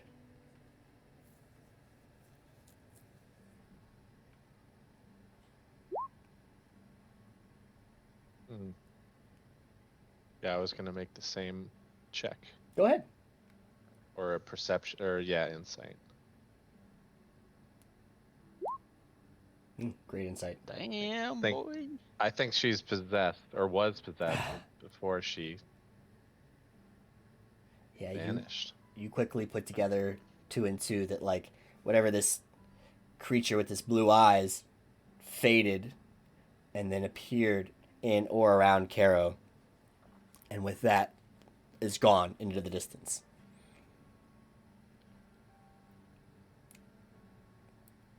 Carrow, Also you determined that this is bad. you did determine this is bad. Melandra kind of falls on one knee as well and looks around in the distance. No. The Quinn will pick her up by the scruff and pulls her up. You have one job and one job only now, and that's to find her and tell me where she is. She's right here in my hand. Carrow, you go ahead. Oh, so I just looked at the hand. Carrow, you hear that echo kind of come to a stop. Finally, it got so quiet that it's almost inaudible. You look around, and again, you just look in every direction. And then you turn, and you see in front of you this very fair-looking, younger, elvish woman. She's got this long white hair, and it's kind of wrapped at the tips. She's got this sort of choker metal necklace on, this sort of dangling like little small black piece of jewelry from it, and she's wearing this sort of black dress off the shoulder, very elegant looking but very young looking, and she kind of looks at you and goes, "Yeah, well, it's okay. At least we have each other." She kind of reaches out to you, and you can kind of, as she steps close to you, Carrow, the blue tattoos on your face kind of start to glow again, and she reaches out a hand, and you can see the same sort of ornate tattoos kind of work up her body of her forearms, and she kind of turns her head and she goes, "I'm Pup. It's nice to finally meet you." Up. Oh, hot diggity damn. Kara drops to her knees and breaks into a very, very ugly sob. She goes, "Oh, no, don't worry. And she kind of comes and lays around you and like puts her arm around you. It's okay. I managed to hide us away for now. They're going to have a hard time finding us. So now we can come up with a plan. Don't worry, we'll be safe here, at least for a little while." and you kind of hear that sort of that laugh echo, much like your hello. It kind of echoes around like a thunderous dome around you. But you look up and you see this sort of elvish woman just laying beside you with these tattoos across her face, and she gives you kind of this reassuring smile.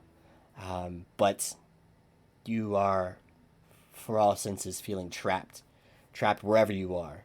But at least you're not alone. And that is, I think, where we're in tonight's session. Carol. So I will let me kill the stream really quick, just so that I don't forget.